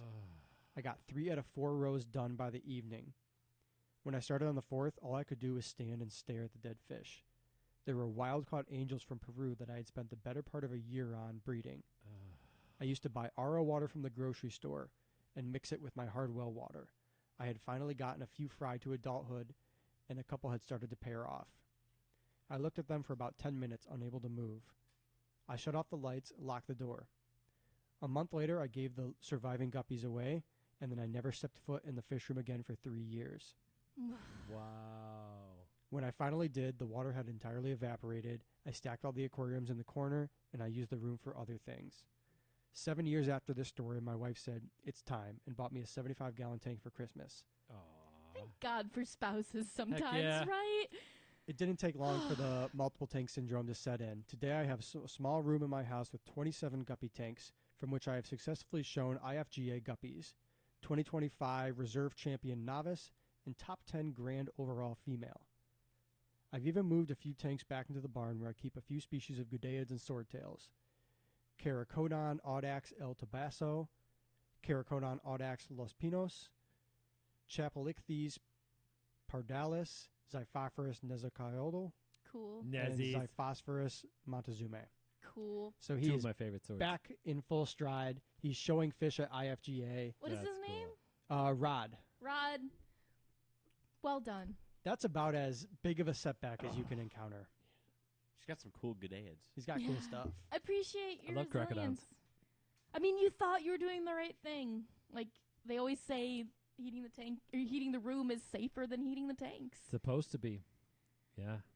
I mean, I thank God that we live in the era of like if you have a room like this, it's easy to have a controllable thermostat on it Right. that would send you a notification if that happened. But Yeah. other than that, like Yeah. what could you have done if you weren't there?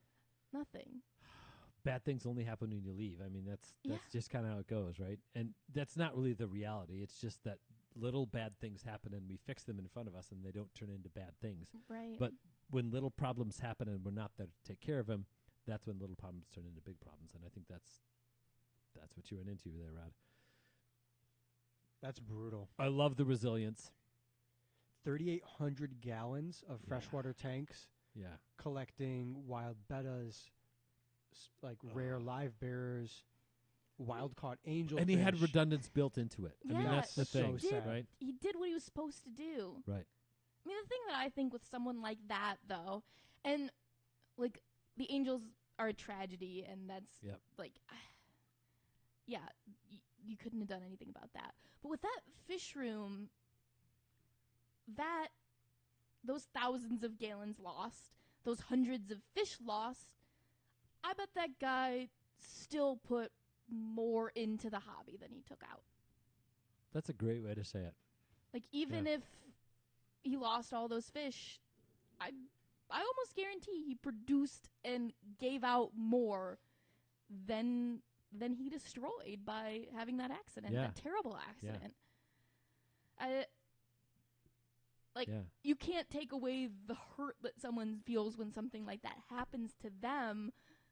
But in my mind, he still contributed to the hobby in such an immense way by doing that those failures are a small part of it. I know that feeling of just standing there staring at this tragedy with complete defeat. I have had that relatively recently. And just looking at something that you worked hard on this is this thing, and all of a sudden it's just gone. Yeah, and it's not even a thing. It's things and individuals that you loved. Oh, yeah. As a guy who shows live bears at competition, you know he knew individuals in those colony tanks. Yeah. Oh, for sure. That's gut-wrenching. Yep. I am very happy to hear that you are back in it, and you are back in it doing very cool things with fish that I have an absolute appreciation for. You've probably heard me tell some stories of Nezi swords and Montezuma swords, both fish that I do have some personal experience with and really, really appreciate both of those fish. Yeah, we'd love to get some when you have some extras. Yeah, for sure. We're ready for some. Yeah. Crackdown Lateralis El Tabasco is like one of my that's probably my favorite Gadaid I've never kept. Oh, so. really? Yeah. Yep. That's cool. That's super cool. The Black Prince Gadaid. Very cool. Yeah. And, like, that to me makes this an optimistic story. Right? Everyone has setbacks, and huge disasters happen sometimes, but that someone was willing to go through that and is still like, you know what? Like, breeding fish brought me joy. Yeah. And even though it was hard, I still want to do it. Like, that's incredible to me. That's always amazing. People are so resilient sometimes. Do you guys want to hear a rundown of all the stories we heard tonight so you can pick the scariest horror story? I mean, I already know. Do you know yours? Well, maybe I don't, because these stories of resilience are. I think that's. What are we judging by? Like the best story, the biggest horror? Which one scared you? Tank failing. I don't like it. The blowout. The blowout scares me. 125 gallons blowing out. Yep. I rent. That's like my worst nightmare. Right. I don't know. Better or worse than destroying a house you own? Better or worse than having your eyelids sewn shut? Yeah, that's always scary. going to be the ultimate terror. Yeah. So is that the way to judge? Is like which story scared me the most? Is that it?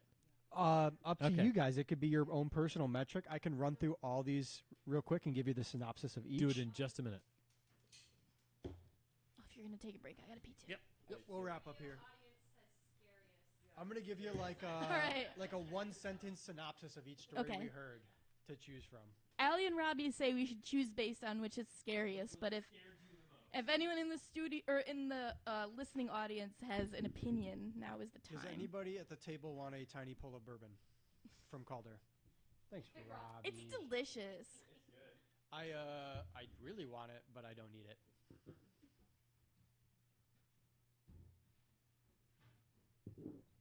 Good bourbon. It's so good. What a nice guy. I'm gonna photobomb your stream because Everybody take a look at Allie's Sharky. Show the Sharky. Do we have any real quick 30-second horror stories that we want to share? I thought about talking to the techs. I gotta go pee.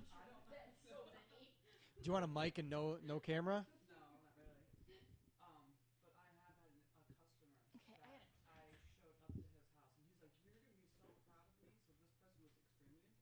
Yeah. Did not like that he had hair allergy. I explained the process of getting rid of it. Saltwater? He did not like this process, yeah.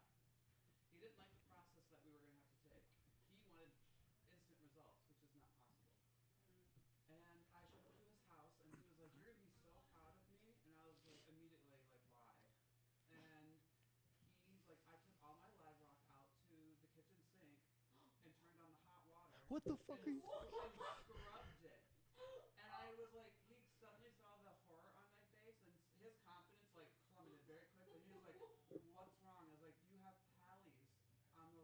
You're gonna have to tell me who later. and you scrubbed them with Active hot account water. that still exists. Oh my god. I was like, you could have killed yourself. Does the account still Probably exist? Killed your family. Yeah. Tell me later. I've got one. Oh my god. Yeah. I've got one really quick. You could have killed yourself and your family by doing that. Here's a story really quick. Calder went to service a like mixed cichlid tank for not a recurring customer, but kind of a call us when he needs us kind of customer. And Calder got there. He had a big mixed cichlid tank, lots of turmoil, Fight Club style cichlid tank. And Calder said, "Hey, you have a few dead ones in here, just so you know." And Calder went to do the water change, do the regular vacuuming, servicing the aquarium. And the guy said, "Oh, no problem. Hand me the fish." So Calder nets out the dead fish, and he puts them in the garbage disposal.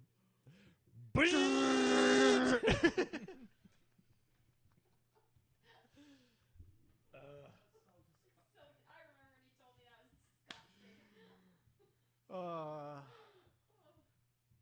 That's Another horror story. that's brutal. So brutal. Me personally, I had just drained a tank. I was doing a big water change. I was using the 45-gallon barrel. Took out 30 gallons. Dragged the barrel over to the bathroom and was going to pump it down the toilet, and the pump wouldn't work.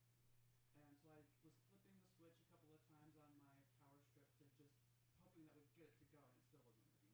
So I reached in to get it, and of course it's the 45-gallon barrel, so I'm up to my armpit into the water to grab the pump. I'm like shaking it, banging it against the side, hoping that would get the impeller to go, and suddenly a ball of fire came shooting out of the pump on my arm. Wait. Underwater? Underwater? Yes. This ball of fire comes shooting out of the pump. Like ignited, like Yes, like yes. a light. Yes, it was a flame coming out of the pump, and I was still in there, of course, in salt water. So I quickly pulled my arm out, and there was two parts of me at this time. Were you in a One part- residence or a business? A residence by myself. Oh my god. There was two parts of me.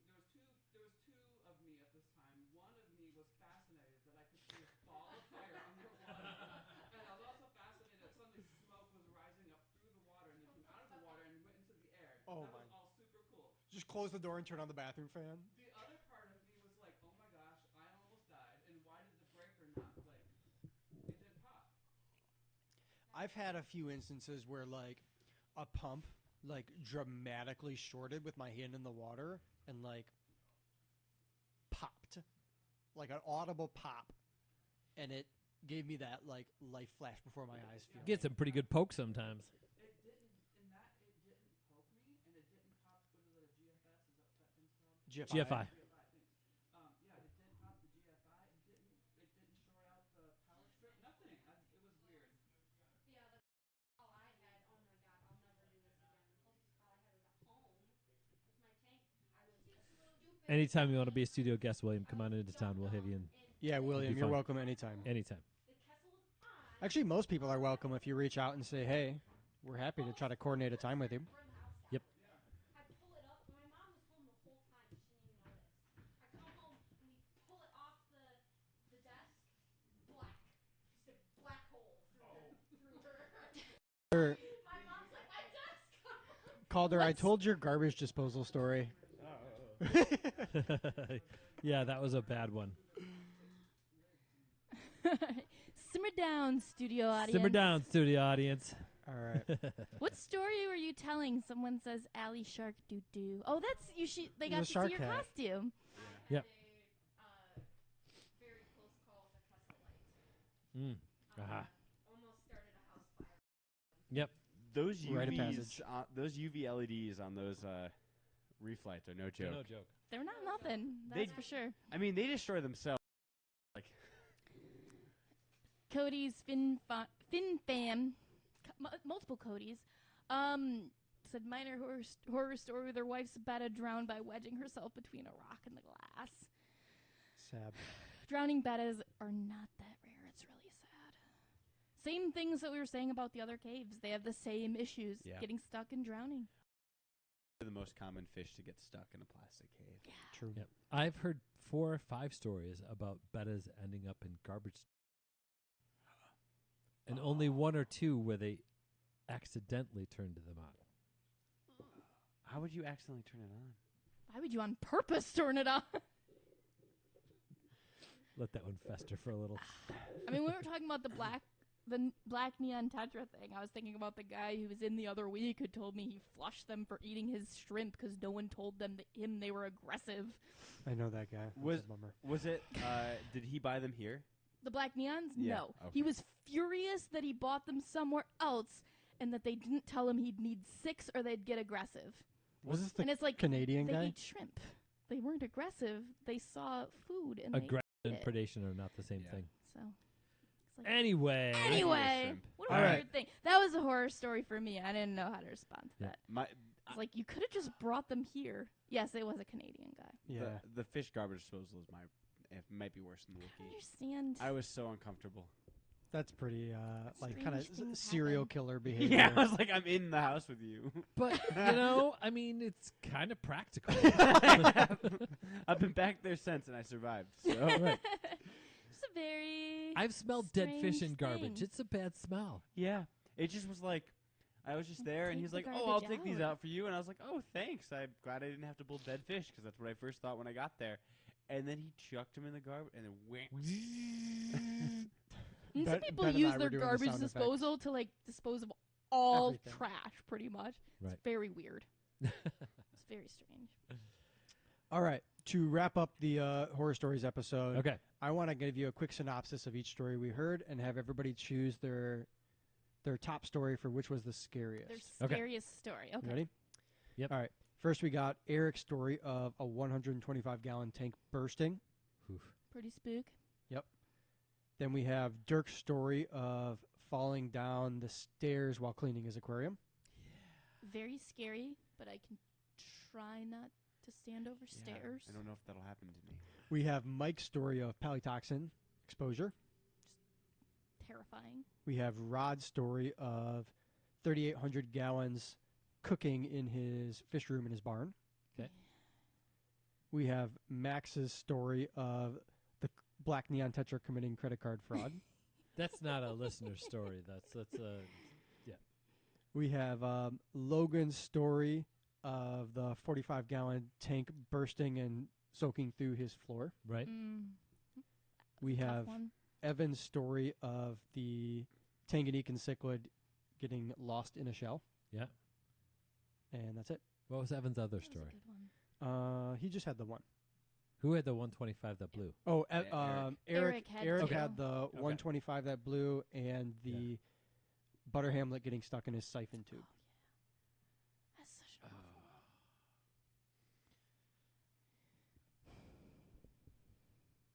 Calder, let's start with you. You look like you have an answer. I think it's between I'm going things that I think are likely to happen to me too. Yeah. So I think the tank burst or the palytoxin one are both things that I could see happening to myself, despite how careful stuff happens. I think the tank burst is scarier for me though, because that doesn't just affect me. Mm-hmm. I have like, if one of my tanks blew in my apartment, I'd ruin my downstairs neighbor's apartment. It's thoroughly ruined a lot of things. Several people's lives. Yeah. So Amy. To me, it's gotta either be between Mike's Pally episode or the fish room thermostat issue. Hmm. I mean that like as Yeah. like having spent most of my fish keeping career in a big fish room, the idea that just like something so fundamental could go wrong in a way you wouldn't expect at all while you weren't there, that puts it pretty up there for me. Yeah. So those are the two for me that are Those the, are the two? contenders, right? Yeah. And there's no question in my mind that the most horrible, terrible thing that happened to someone because of fish is Mike's story. Although Yeah. Dirk's is close, but it's Dirk recovered, right? So yes, that was the most terrible thing that Mike had to go through. It's just unimaginable what Right. he went through. But the thermostat's going bad in the fish barn. I don't know how to prevent that one. Yeah. Right? That happened because you trusted everything would be okay when you left. And I go places, Yeah. right? So I think I'm honestly gonna choose that one, Mike. Rods. There's no question that the most horrible thing that could happen is to have your eye sewn shut and cause permanent vision Ugh. damage, right? That's as bad as it gets. But I can see all the ways to make sure that that doesn't happen, and 8 people in 7 billion that's happened to. That fish room heater story gave me chills a little I bit. know. I was ugh. And that Amy, what's feeling yours of then? defeat. If you had to pick.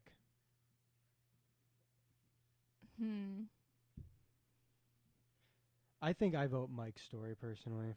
I mean, we all had that on ours, so that I bet might if I make showed it you the first. pictures of Mike, you'd probably pick Mike's. He showed me a picture of his eye. I mean, I saw him relatively quickly after that happened too, and just the misery. It's Yeah. just I would 6 not weeks. for a moment think you guys were wrong for choosing that one. the 'Cause- one that wow. freaks me out more is cooking the fish room. Yeah. All right. But the one that is worst is Mike's. Yeah. I think that's Yeah. Yeah. I think So we I just don't know send how them to both make a that. T-shirt. We can send them both a T-shirt. Yep. Yeah. I think we do that. Real quick before we wrap up, I want to say thank you to everybody who submitted a story. I know a lot of these are just bad luck. Some of these are accidents that you look back and say, wow, I could have prevented that. So thank you for sharing that. All we can do is kind of learn from our mistakes. So thanks for being vulnerable and sharing your mistakes. Appreciate We're it. all here to try to do better at this. I hope we've done enough sharing of our mistakes that people can feel Right. comfortable doing that with us. True. That's true. You know, I really walked away from this episode, or really walked into this episode expecting to do a close about how we learn from our mistakes, how we think, here's this thing that happened and it was bad, and here's how we prevent it. That's not my biggest takeaway. You know what my biggest takeaway is? Those people that stuck with it.